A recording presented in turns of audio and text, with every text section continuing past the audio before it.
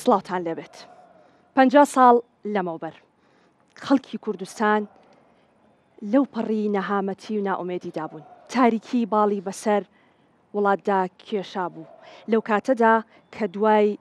نسکۆیەکی گەورەی شۆڕشێک خەڵک بە ئومێدی ئەوە بوون کە چرایەکدا بگرسێت و ژیان و ماڵ و وڵاتیان ڕووناک بکاتەوە کۆمەڵێک گەنج بە ڕابەرایەتی سەرۆک مام جەلال ڕۆحی شاد بێ بڕیاری ئەوەیاندا کە هێزێک دروست بکەن بۆ چارەسەرکردنی ئەو قەیران و ئەو گرفت و ئەو کێشانەی کە ئەو کات هەبوو بۆ ڕووناکردنەوەی ئەو تاریکی کە باڵی بەسەر وڵات و بەسەر خێزانەکان و بەسەر ماڵی هەموو کەسێکدا کێشا بوو ئەو هێزە هێزیەکێتی نیشتیمانی کوردستان بوو کە ئەو کات دروست بوو لە قەندیلەوە هات و دواتر بە درێژایی خەبات و لە شاخەکان و دەیان کەسمان لەوێ ڕۆحی خۆیان بەخشی بۆ ئازادی نیشتیمانەکەیان چەندەها کەس تا ئێستاش کەم ئەنجام بوون و لە ناو خێزانەکانیان باجی ئەو کاتە دەدەن کە لە شۆڕشەکاندا بەشێکی جەستەیان لەدەستداوە چەندەها دایکمان هەبوو کە بەداخەوە جەرگ سوتاو بوون چەندەها هاوسەر کە تا ئێستاش بەرگی ڕەشیان پۆشیوە و چەندەها منداڵ لە نازی باوکیان بێبەش بوون ئەوە یەکێتی بوو کە بەو شێوەیە هێنای دواتر گەشتینە سەرۆک کۆماری عێراق سەرۆک مام جەلال بووە سەرۆک کۆماری عێراق و هەر بەو شێوەیە یەکێتی بەردەوامی هەبوو ئەمڕۆ کە ئێمە قسەی تێدا دەکەین ئەو ئازادیەی کە هەیە ئەو خۆشگوزەرانی و ئارامیەی کە باڵی بەسەر خێزانەکان و بەسەر وڵاتدا کێشاوە ئازادی ڕادەڕ بڕین کە بە ئازادی هەر کەسێک بیەوێ قسە بکە ڕەخنە بگرێ هەموو ئەمانە هێزێکی گەورەی وەکو یەکێتی نیشتیمانی کوردستانی لە پشت بوو سبەینێ یادی یۆبیلی زێڕینی 50 ساڵی دامەزراندنی یەکێتی نیشتیمانی کوردستانە ئێمە ئەم شەو لەگەڵ کۆمەڵێک میوانی زۆر تایبەت لەگەڵ کۆمەڵێک گەنج لەسەر ئەو بابەتە لەسەر زەڕوریەت و گرنگی دامەزراندنی یەکێتی نیشتیمانی کوردستان قسەتان بۆ دەکەین لەگەڵ هاوکارم زانە سڵاو لێبێ قسەم بۆ تۆ هێشت قسە زۆرە لەسەر یەکێتی نیشتیمانی کوردستان هەرگیز تەواو نابێت سڵاوتان لێبێ بینەرانی خۆشەویست بەڵێ وەکو لانەوتی ئەوە ڕۆژێکی تاریک و ئەستەم بوو کە کۆمەڵێک گەنج بە ئیرادەیەکی گەورەوە یەکێتی نیشتیمانی کوردستانیان دروست کرد کە ئێستا خاوەنی ڕووبارێک لە خوێنی شەهید و لە هەزاران تێکۆشەری دێرین و کەمەندامی سەنگەر و خەڵکی تێکۆشەرە هەموو ئەوانەی کە لە قیادەیەوە حەزبە بوون و سینجی خۆیان دایە گولە لە تەمەنی بیستەکان بۆ سیەکان بوون کەڵەپیاوی وەها گەورە لە ناو یەکێتی نیشتیمانی کوردستاندا بۆ کورد خەباتی کرد و تێکۆشا و شەهید بوو کەمەندان بوو کە ڕەنگە جێی باوەڕ نەبێ داستانە قارەمانێتەکانیان بەڵام ئەو هێزە بە درێژایی مێژووی خۆی و لە کارکردنی خۆی و لە 50 ساڵی تەمەنی خۆیدا بێکەم و کوڕی نەبووی مە هاتوین لەگەڵ هاوکارم لانە و هاوکارانم لە ستافی تەکنیکی بەسپاسەوە گفتوگۆیەکی تایبەت بکەین لەسەر دامەزراندنی یەکێتی نیشتیمانی کوردستان لە ڕابردوو ئێستا و داهاتوودا یەکێتی بۆ میوانەکانمان هەرێک لە بەڕێزان بەڕێز شاڵاو عەلیاسکەری ئەندامی مەکتەبی سیاسی زۆر سپاس کاک شاڵاو هەروەها بەڕێز دکتۆرە جوان ئیحسان ئەندامی مەکتەبی سیاسی دکتۆرە بەخێر بێ هەروەها بەڕێز سەرکەوت زەکی ئەندامی مەکتەبی سیاسی زۆر سپاس بۆ ئێوە زۆر بەخێر ئەوان هەرسێکیان قاڵبووی ناوی یەکێتی نیشتیمانی کوردستانن هەوراز و نوشێوی گەورەیان بینیوە و ورد و درشت ئاگیان لە یەکێتی نیشتیمانی کوردستانە هەڵبەتە لەگەڵ ژمارەیەکیش لە خوێندکارانی زانکۆ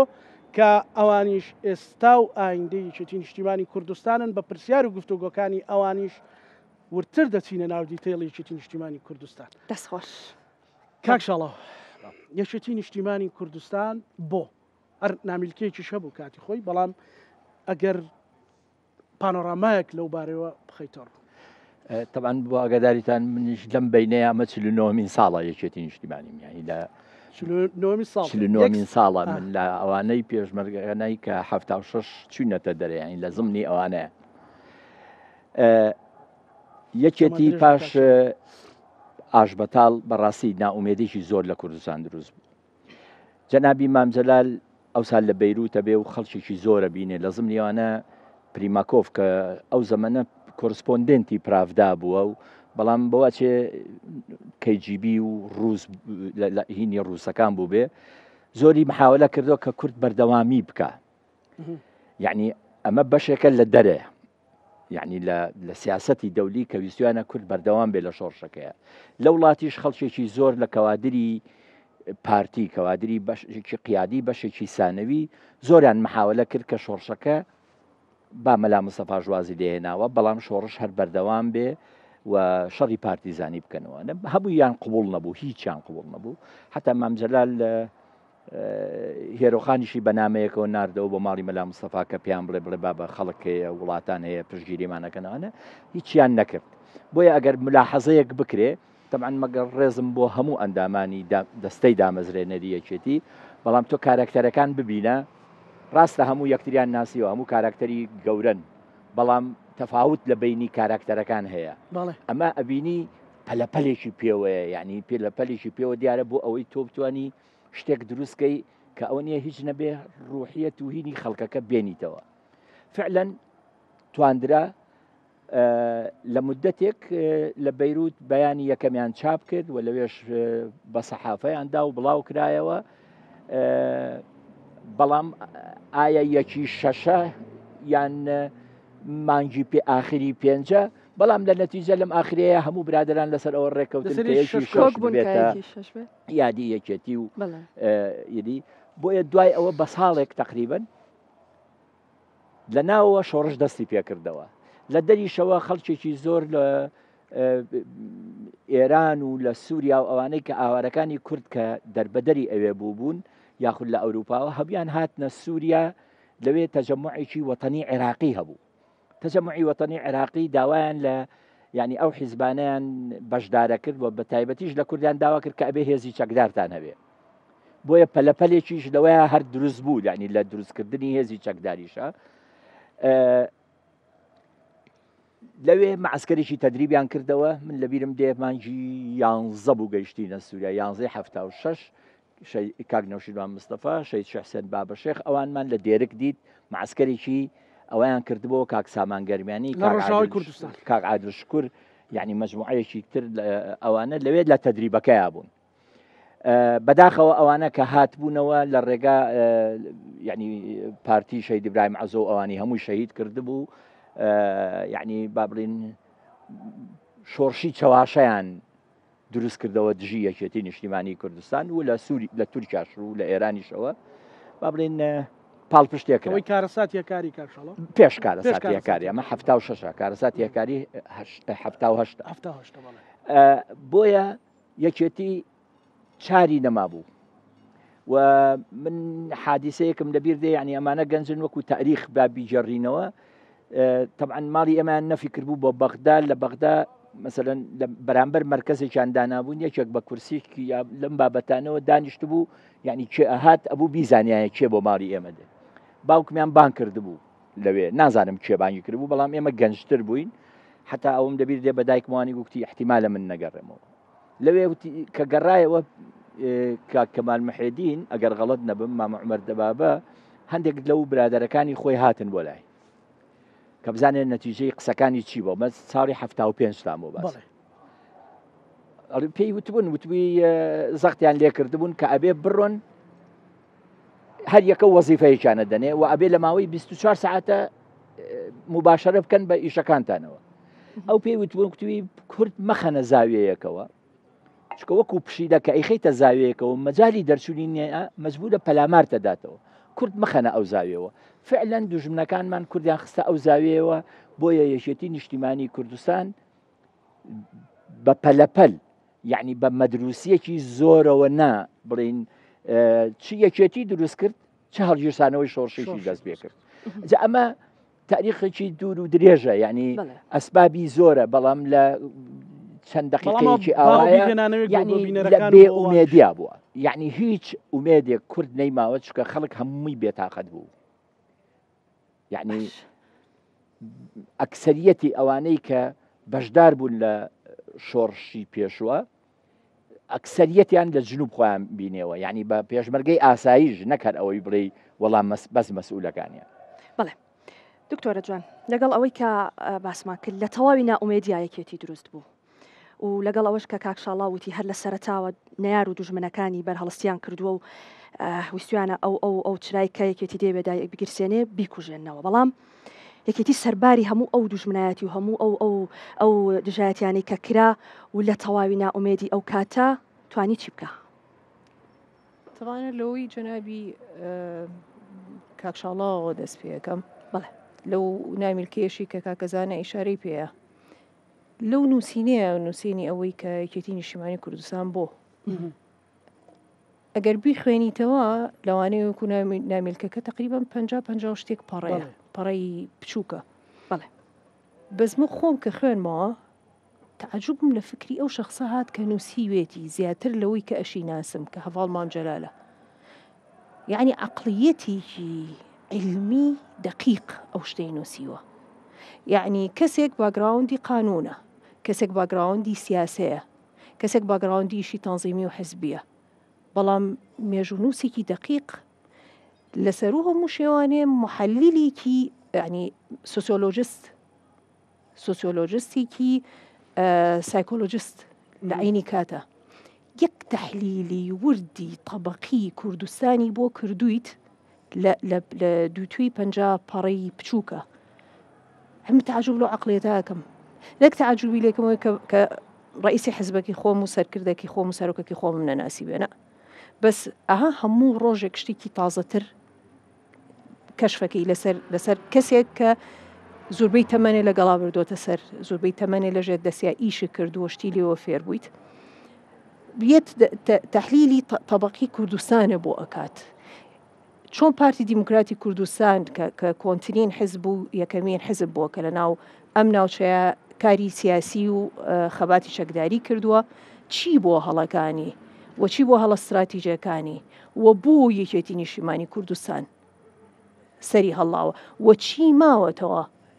لە پارتی دیموکراتی کوردستان و ئەو حزبە یاخود با بڵێن ئەو حرەکە چەکداریە کە لەو سەردەما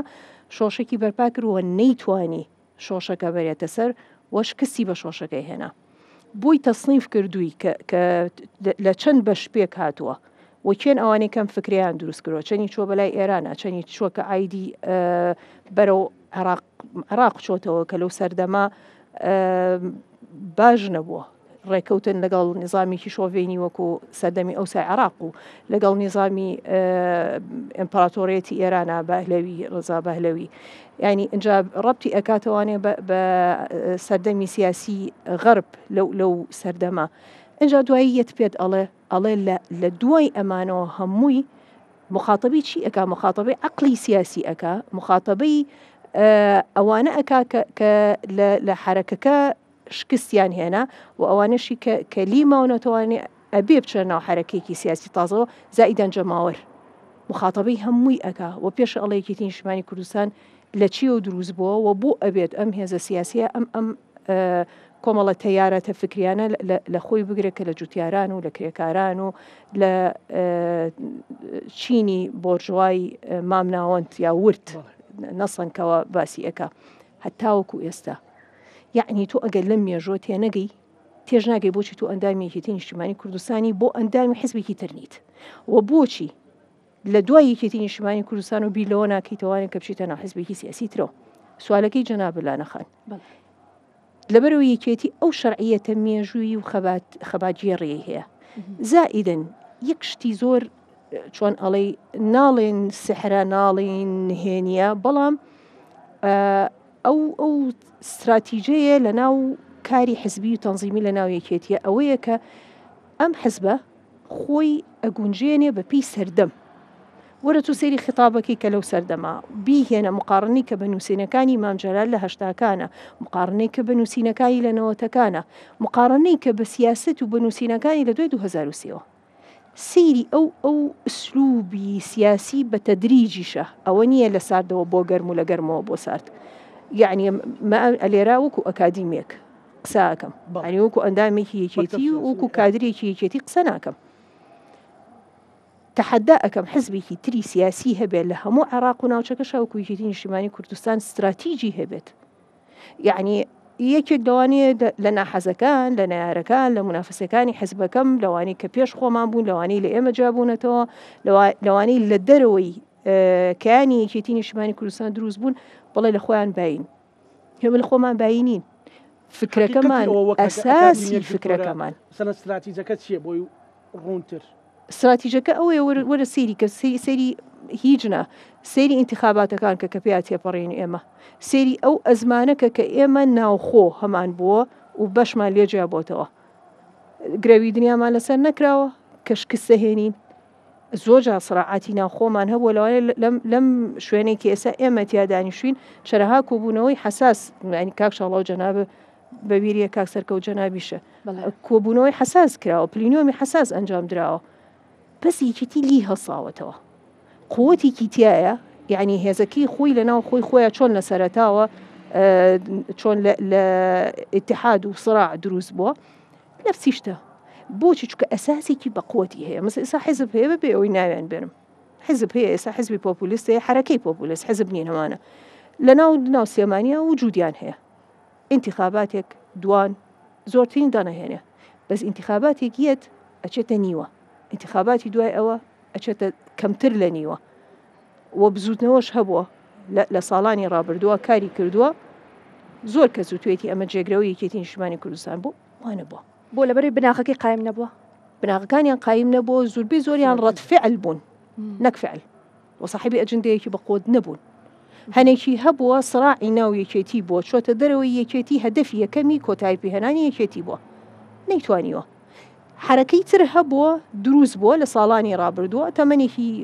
کەم و بچووکی هەیە وەکو کورسی زۆری پەرلەمانی بەدەستێناوە بەڵام ئایا ئەو قوتەی هەیە بەردەوام بێت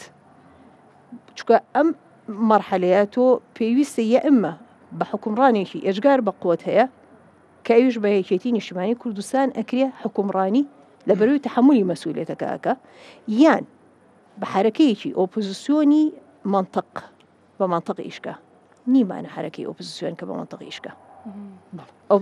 بەناو ئۆپۆزیسیۆنمان هەیە کە لە نەتیجەی ڕەتفعلیان حقدێکی شخصی تحویل بووە بۆ قووەیەکی چۆن ئەڵەی عەدەدی ناتوانم نایشی بنێم سیاسی وای کردووە ئەمڕۆ لە کاتی انتخاباتەکانە خۆی لە قوارەیەکی سیاسیە دەرەخا کورسی بەدەسەهێنێ بەس بن نەتیجە زەرەر لە خزمەتکردن ئەیە چکە بە تەنیا هیچی پێ ناکرێ و جەماوەرە کردکردەکە ئەبێتەوانێ بە کۆمەڵە کێزی سیاسی بچوو کە نە لە ناو خۆیان ڕێەکەون نەیەتی شەوناو یەکێتی مەسەرەن بتوانێت لە ڕێگەبات ئەو ئەندامانە چاوەشەیان نەکە ببنەوە بە ئەندامی یەکێتی بێت بە حیزبێکی بە قوت و زۆربەی کورسەکان بەدەستبێن و بن نەتیجە بتوانێت چاکسازی و ئیسلاح لە ناو حکومەت و لە ناوناوچەکە بکەن زۆر باشە دکتۆرە کاک سەرکەوت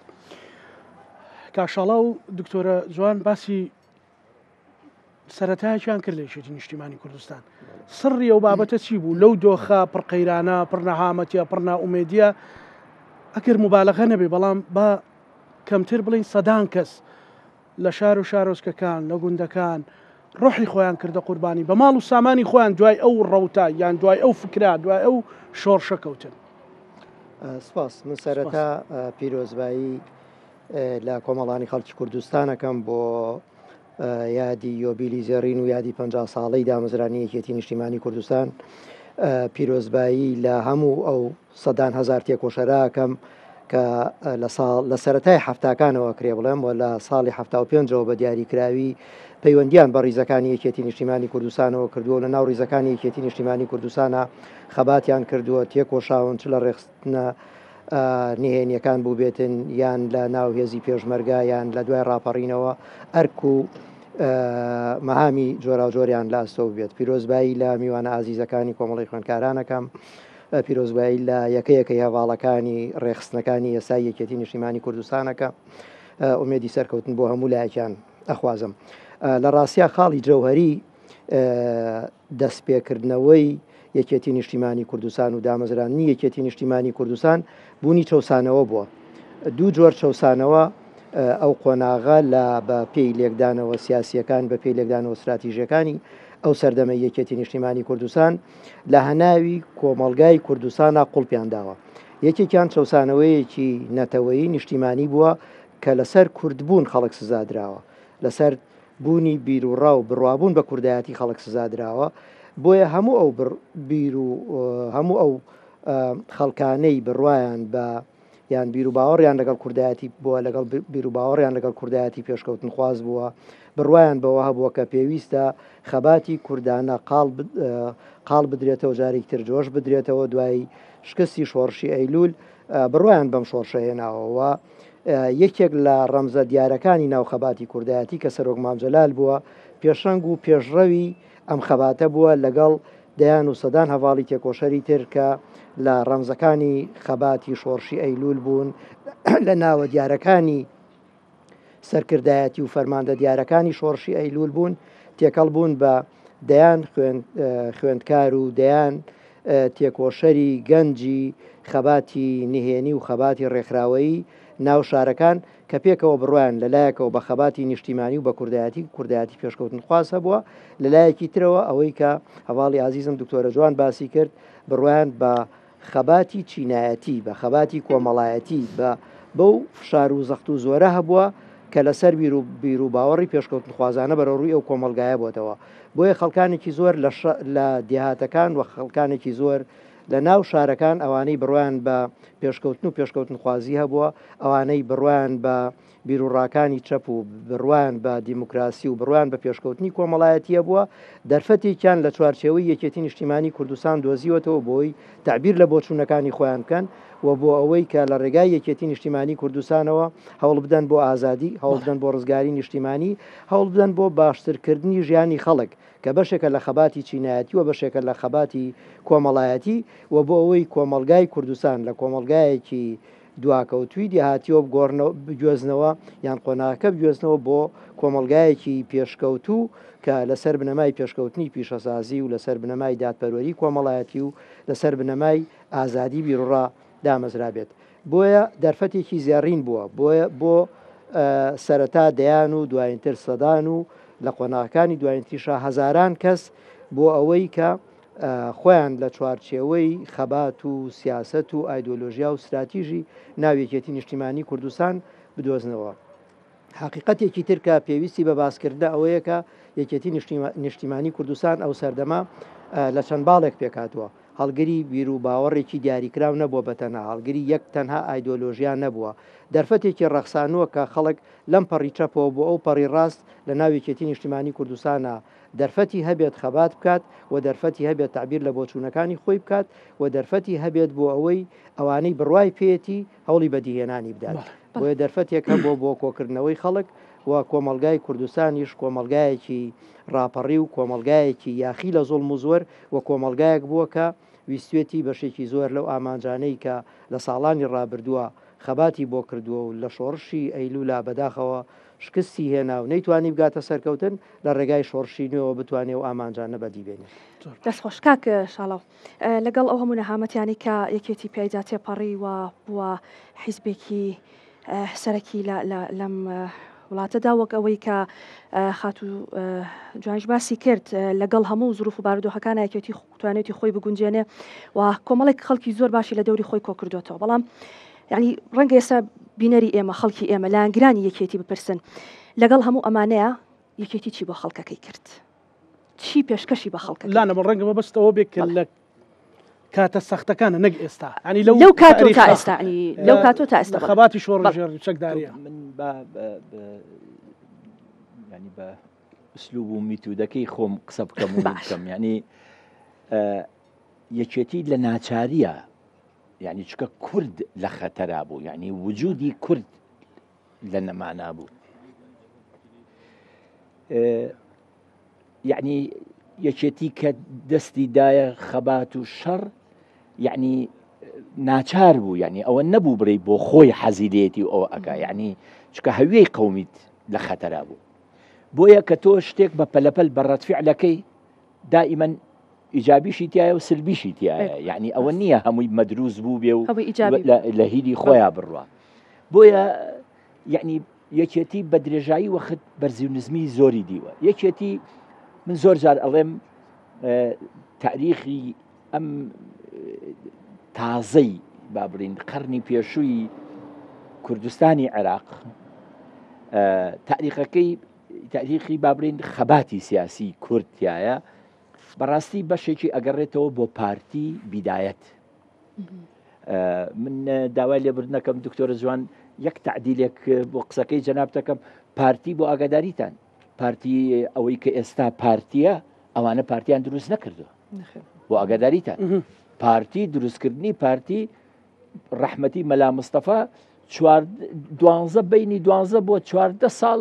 دوای دروستبوونی پارتی لە رووسیا هاتوۆتەوە و بەسەلەم بۆتە بەشێک لە پارتی ئەوانە. ئەجینا خەڵکێک زۆر خەباتی خۆی تا بە من بۆ خۆم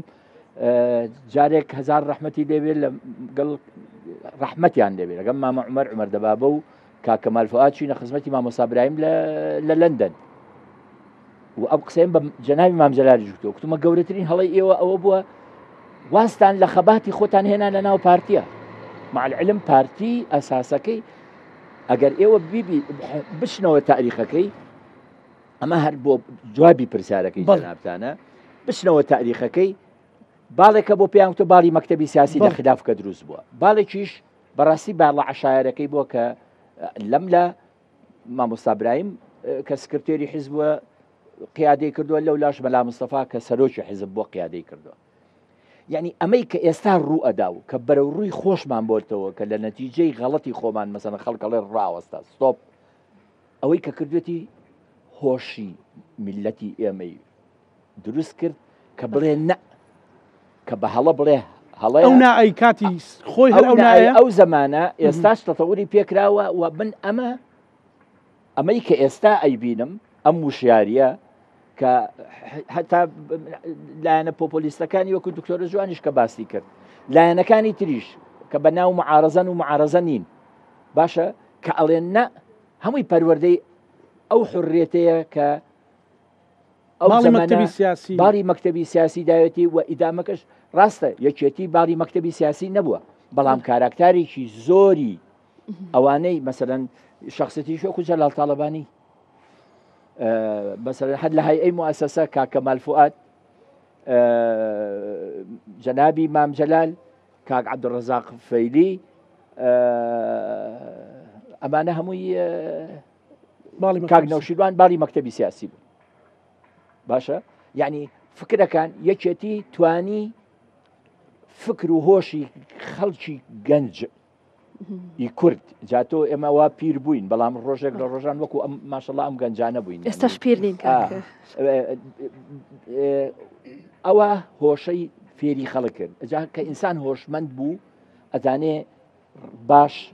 خراپ ینی واقع ئەبینێشت ئەبی بۆ ئەو سەردەما چەند گرنگ من هەمووی بۆ ئەوە ئەگەڕێنمەوە کە یەکێتی حتا کە لە شاخیش بووین طبعا خەڵکێکی زۆری تیا بوو بە حەقیقەت بیدایەت خەڵکە عەشایەرەکە بوونە کۆڵەکەی پشتی یەکێتی نیشتیمانی کوردستان چونکە هەر لە حاجی ئۆمەرانەوە بیگرە باشە کە یەکەم شەهیدی کوردستان سەی عەبدوڵڵایە و لەوێ شەهید بووە خەڵکی ئەوێ بۆ یەکێتی بوون باشە بیهێنەرەوە هەتاکو منتیقەی قەڵاتزێ و ڕانیە و منتیقەی قەندیل و لە ناو مەنگوڕایەتی لە ناو ئاکۆ لە ناو میرا و دەلی هەموو یعنی خەڵکە عەشایەرەکە بە شێوەیە زێکی عەجایب کەوتنە پاڵپشتی خەڵکە سیاسیەکان و ئەوە بوو بە هۆی ئەوە. دوای ئەوەش مەکتەبی کوردایەتی عام یعنی من بۆ خۆم وەکو شاڵاو جیایەکەمەوە کوردستان لە لای من کوردستانی عێراقە چکە عەقلێتمان فەرقی هەیە لەگەڵ کورد لە کوردستانی تورکیا کورد لە کوردستانی ئێران کورد لە کوردستانی سووریا من ڕێیم وایە جا هەڵم ڕاستم باستی ئەوە ناکەم بەڵام ئێمە بووینە سمبولی خەبات بۆ هەموو پارچەکان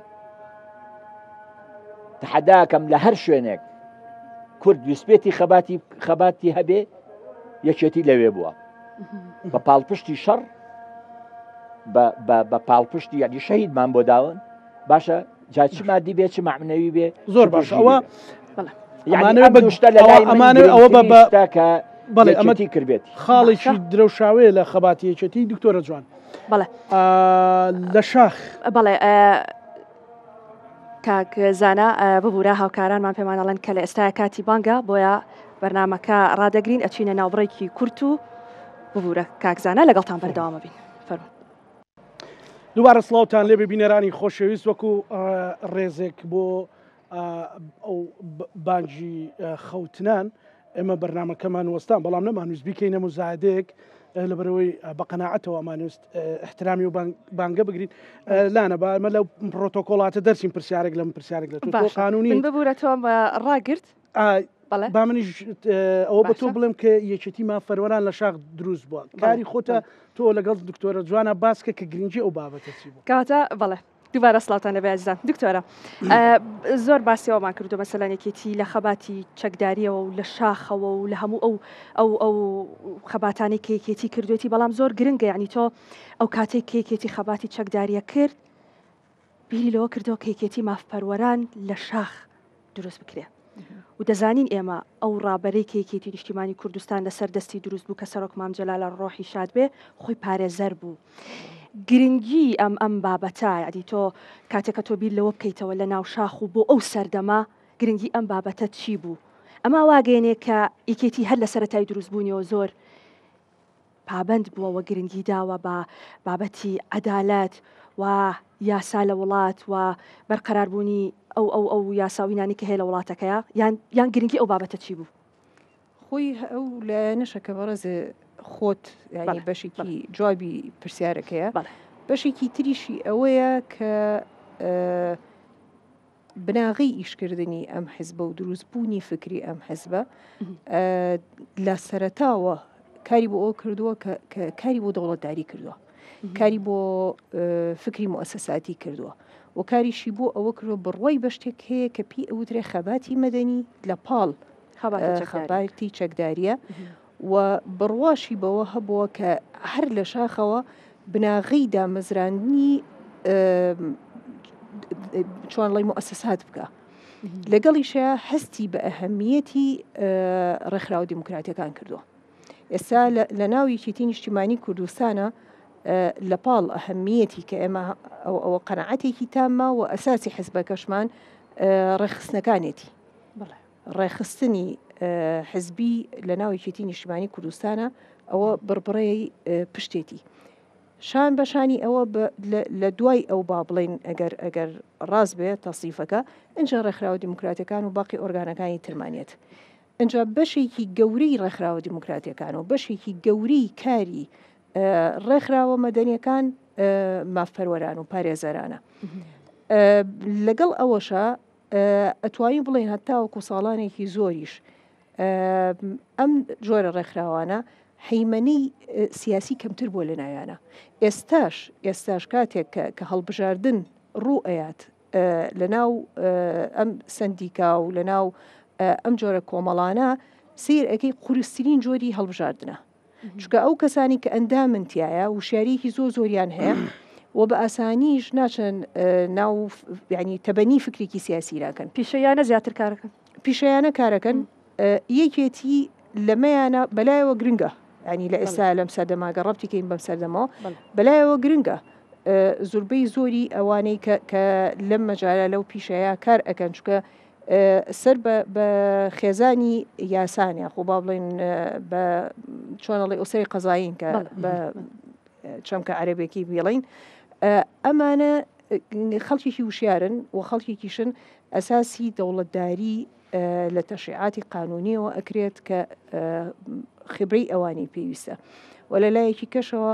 دروستبوونی هەموو مؤسساتێک دروستبوونی هەموو بناغەیەکی دامەزراوەیی لە وڵاتە لە ناو حیزبە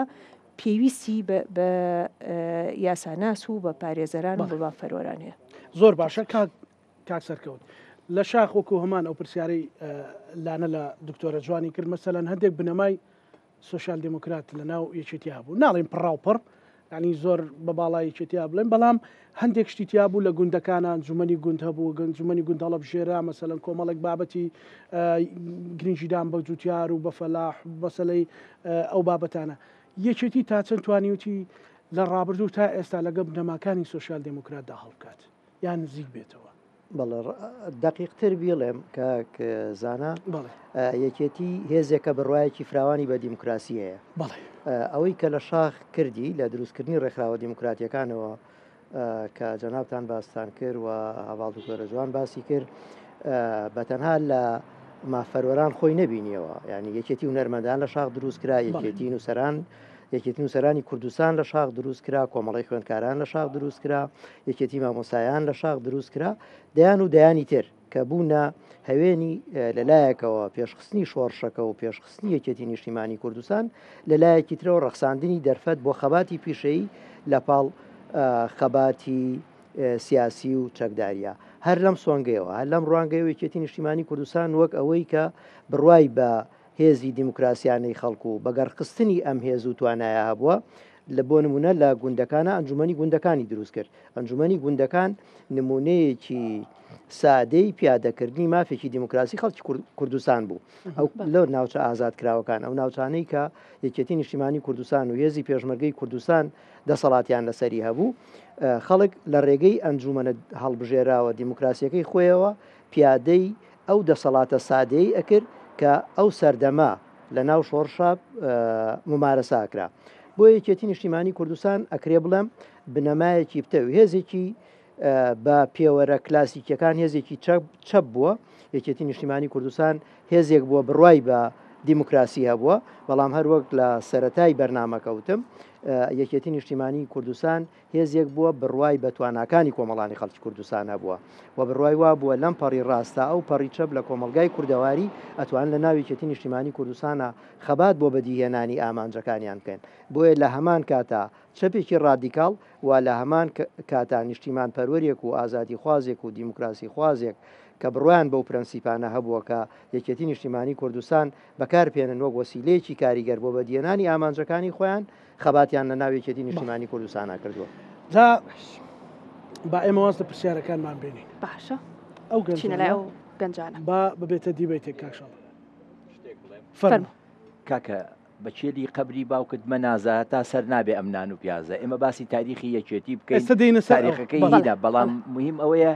ئێستا یەکێتی ئێمە لەبەرەوەی کاکشڵ گرنگە یادی یەکێتی ئەمانەوە بیرهێنانەوەیک بێ بۆ ئەوانەی کە سەیرمانەکەن و بینەرمان ئێمە لەوە دەستمان پێ کرد بەڵام بێگومانی نەسەر ئێستاش ئەوە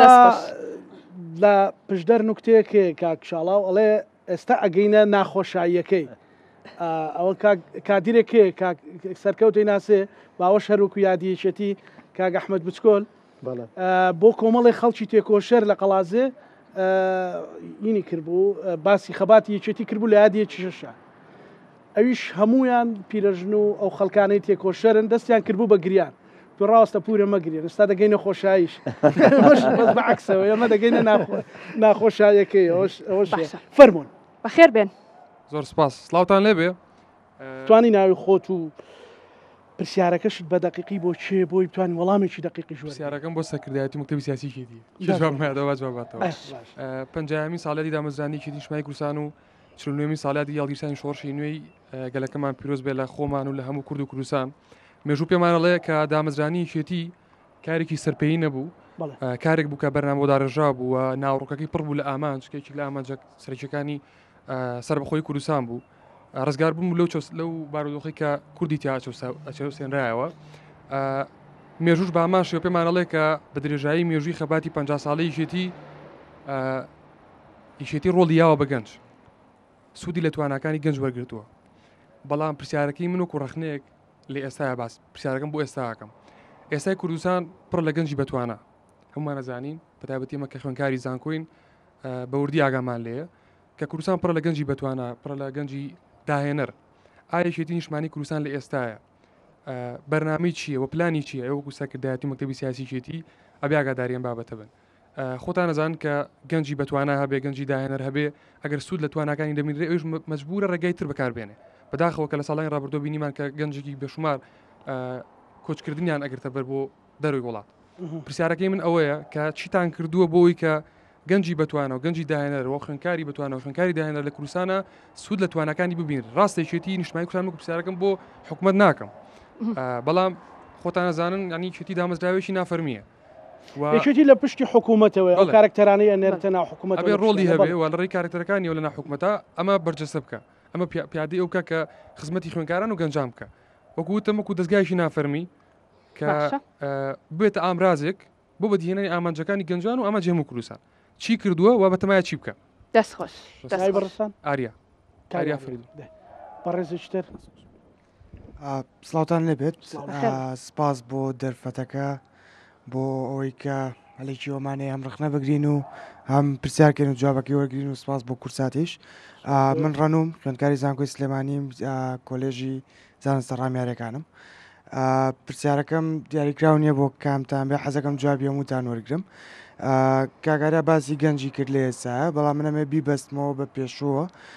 خۆتان زۆر باسیەوەتان کرد کە یەکێتی نیشتیمانی کوردستان لەسەر چ بناغەیەک لەسەر چ ئەساسێکی فکری دروست بوو ئێمە لەوە چێ زۆرێک تا کەم تا زۆرێک شارەزابین کە نیشتیمانی کوردستان لەسەر بناغەیەکی فکری سۆشیال دیموکراتی دروست بوو. ئەوەی کە ئێسەی بین و دکتۆرە جوانش باسی کرد گەنجی ئێمە و هەر خەڵک بەعام بەدەست پۆپۆلیزم و بەدەست بێناوەڕۆکی وتار و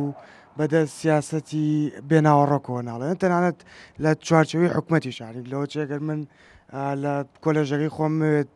بەحسێک لەسەر حکوومەت کەم نازانم ئابووری حکوومەت بە چ ڕاستەیە کارڕۆ نازانم سیاسەتی حکوومەت بۆ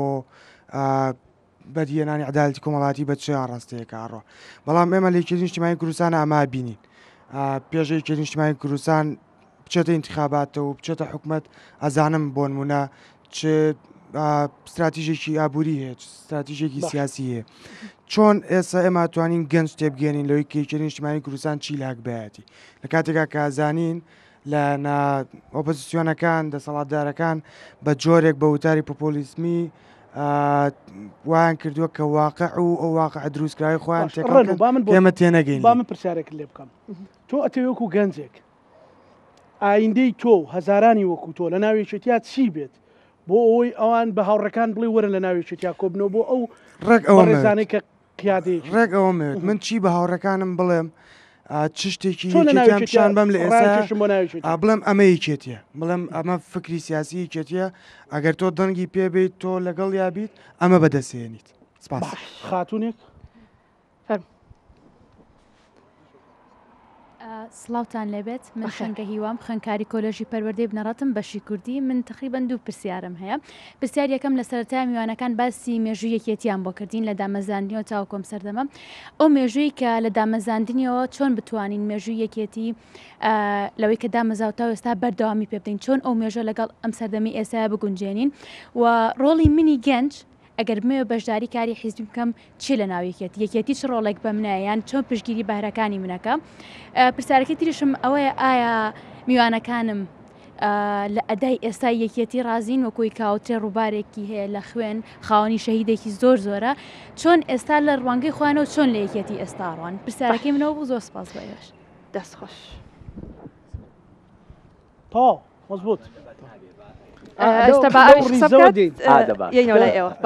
سڵاوتان لێبێ ناوم عەبدوڕەحمانە نوێنەری گشتی کۆلێژی پزیشکی ڤێتەنەریم لە زانکۆی سلێمانی دەستخۆشی بەرنامە جوانەکەتان لێ یەکەم خێراتنی میوانە بە ڕێزەکانەکەم تەبعاً پیرۆزبایی یادی 50 ساڵی دامەزرانی یەکێتی نیشتیمانی کوردستانەکەم تەبعاً پرسیارەکەی منیش هەمان تقریبا پرسیارەکانی ئەو هاوڕێیانەمە و ئەشمەوێ پرسیارێکی جیاواز کەم ئایا ڕۆڵی یەکێتی چی ئەبێت بۆ پرسی گەنج لە دامەزراندنیانە ئەو هەموو گەنجە تەخەڕوجەکات بەردەوام ئەمانەوێت یەکێتی نیشتیمانی کوردستان ینی هاوکارێکی باشیان بێ بۆ لەمە بەدواش بۆ دامەزراندنیان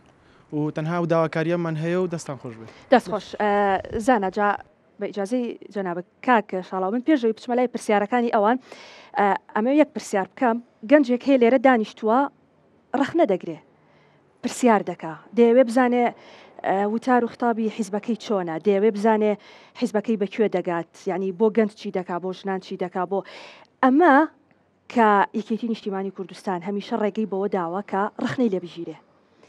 باسی ئازادی ڕادەربڕی نەکرێ هەمیشە دەوترێت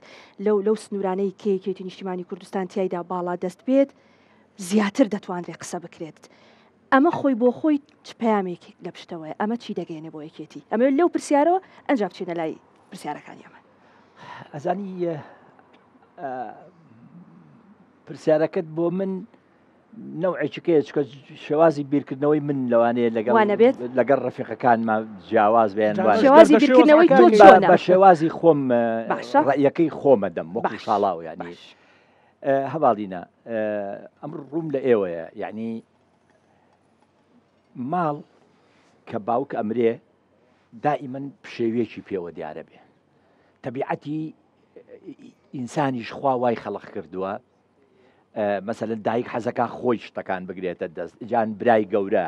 یان خوشتی گەورە یان خوشتی بچووک یان برای بچووک یعنی هەر یەکە و ئەکەوێتە ناو سراع و ململانەیەکی هینەوە. نەخۆشکەوتنی مام جەلال یەکێتی تووشی ئەو شەلە لە کرد تووشی ئەو شەلە لێ کرد. ئێمە بەعام ئەمەی کە گەنج هەتا ئەو مابوو احتیمام بە خوێندکاران و بەلاوان چکە بۆ خۆی یەکێک بۆ لەوانەی لە مؤسسینی با بڵێن قوتابیان کە ڕوحێکی لەگەڵ ینی تەبیعەت وایە کە تۆ بە خۆ شتێکت دروست کرد بێ دائیمەن حەزەکەی ئەو شتە هەر گەشاوە و هین بێ و لاوانی شەرعینەن شت مام جەلال کردی. پاشەکشەی زۆری کردووە پاشەکشەمان کردووە بەشێکی لەوانەیە خەتای ئێمەمانان بێ کە بە تەمەەن بووین مەسەلەن ئێستا من لە 49 ساڵە هیچم چیم تەقدیم کرد بێ ئەگەر شتم نەکرد بێ یعنی معقولە لە 5 ساڵی داهاتوومە چیتر ئەتوانم تەقدیم کەم ینی ئەوە لە 49 ساڵ هیچم پێ نەکرابێ لەو 5 پێم نەکراوە ڕێگەمان چۆڵ نەکردو بۆ خەڵکی گەنجتر کە بێتە ژوورەوە. یەکێتی لە مەسەلەی فکر و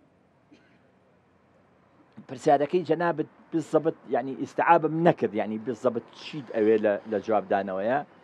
یاخود با بڵین مەبەستەکەی لە سەتاسەتت چییە؟ بەڵام یەکێتی احتیمامی فکر و ئایدۆلۆژی مقارنەیەکی بە شوێنەکانی تر زیاترمان هەبووە نەک هەمانە ئێستا. ئێمە هەتاکو جەنابی مام جەلالیش مابوو ئێستا وای لە هاتووە وەکو ئینگلیزەکەڵێ بۆنەکەی ئەڵێ وانمان شۆ بەڕاستی یعنی یەکێتیشا تقریبن وانمان شۆ بوو ینی مام جەلال بوو احتیمامی بە سۆسیال دیموکراتەدا دوای نەخۆشی ئەو ئێمە لەو بوارەیە زۆر پاشەکشەمان کردووە زۆر پاشەکشەمان کردووە. هەواڵان ئاگایان لێتی وا تازە کەوتونەتەوە سەر ئەوەی کە قسەیان لەگەڵاکەین دەورات ئەەکەینەوە بۆ گەنجەکان خوێندکاریان لە هەموو بوارە جیاوازەکانە مەسەلەن دێن ئەڕۆین ئیتفاق شتمان لەگەڵانە هەیە یعنی هێواش ئەچینەوە سەر سکەکە. من بۆ خۆم ئەمەوێ مادام واشی دەهات هەرچەند نەمەشتێکی دەهێنی بوو نەقەرارم یعنی دابوو بە بێدەنجی بەڵام بەڕاستی من قەرارم داوە ئیتر بەسە ینی لە 49 ساڵ ئیتر بە هێواش پاشەکشە بکەم بۆ ڕێگای خۆم بۆ کسێک یان کوڕێکی گەنجی تر یەکێتی نیشتیمانی کوردستان بەوەی کە ئەزمموی خۆت چۆڵ بکەم لەوێ ئیشی خۆی کا و هەر یەکێتیش ئەمێنمەوە دەنگیشم هەر یەکێتیە چکە بەشێک لە دروستکردنەکەی خۆمم مەبەستم شاڵاو نییە یەکێکم لە خەڵکەکانی کە هەمووی بەشدار وینتیایە لەبەرەوە دڵنیابن هەر ئەوەم بەڵام لە چ شوێنێکیش پێویستیان پێم بوو مەفروزە لەوێ بم یعنی ئەم قسەیەم بۆ ئەوەیە کە تەبیعەتی ژیان وایە خەڵکینە کورسی خۆشە باشە بەڵام کەسی باکراوندی توبیتانتیایە توبیتە کۆلیژی تۆ لە بەیتەرا هەر حتمما شتێکی عامەوەکرێت ئەو نیە کە پشت زۆر دێشە کورسەکەی تر ناخۆشە بێ قاچت دێشە کورسەکە ناخۆشە بێ ئێمەش گەیشتونەتە مەرحەلەیەک کە بەڕاستی ئیتر پشت و قاچمان خەریکە ناخۆش ببێ بۆیە من بەش بە حاڵی خۆم تەئیدی ئەوانە ئەەکەم کە کەوتونەتە تەمەنێکەوە با ئێمە لە بکشینەوە ستێژی دواتر پاڵپشتی ئەبین لەکوێ پێویستیان پێمان بوو هاوکار بین ساند بین باشە بەشەر من ئەتوانم هیچ نەبێ ئەوەندەی کە لە ناو یەکێتیام و ئاگام لە تاریخ و مێژوو یەکێتیە ئەتوانم بە گەنجەکان لە دەورەیەکی کاریرانە مەسەلەن ئەو تەجروبەی خۆمی بۆ هین بکەم بۆیە مەسەلەی احتیمام و ئەوانە هەواڵینە من قەناعەتم وایە ئێمە کەوتونەتە سەر سکە بەڵامی یاریزانێکی باش نین ئێستا وەکو جاران ئێمە ئەچینەتە هینەوە یعنی کەمال ئەجسام وشتی وا بکەین بەڵام یەکێکەیە زیاتر حەزی لەوەیە خۆری بەرز بێ یەکێکی کە حەزەکە مەسەڵەن سنجی پان بێ یەکێک حەزەکە قاچی هین ببێ بۆیە تۆزێک یعنی هەر یەکەمان تۆزێک شتێکمان تایە یەکێک خۆری بەقوەتە یەکێک سنجی ئەتێ بڵێ تیمەکەمان چۆتەوە چێبڕشێکە بەڵام هێشتاش ماومانە ئەو قاڵبەی کە من وەکو شاڵاو پێ ڕازی بم بەڵێ لە ئەدای یەکێتی ئێستا ئەم میسالم بۆیە بۆ هێنانەوە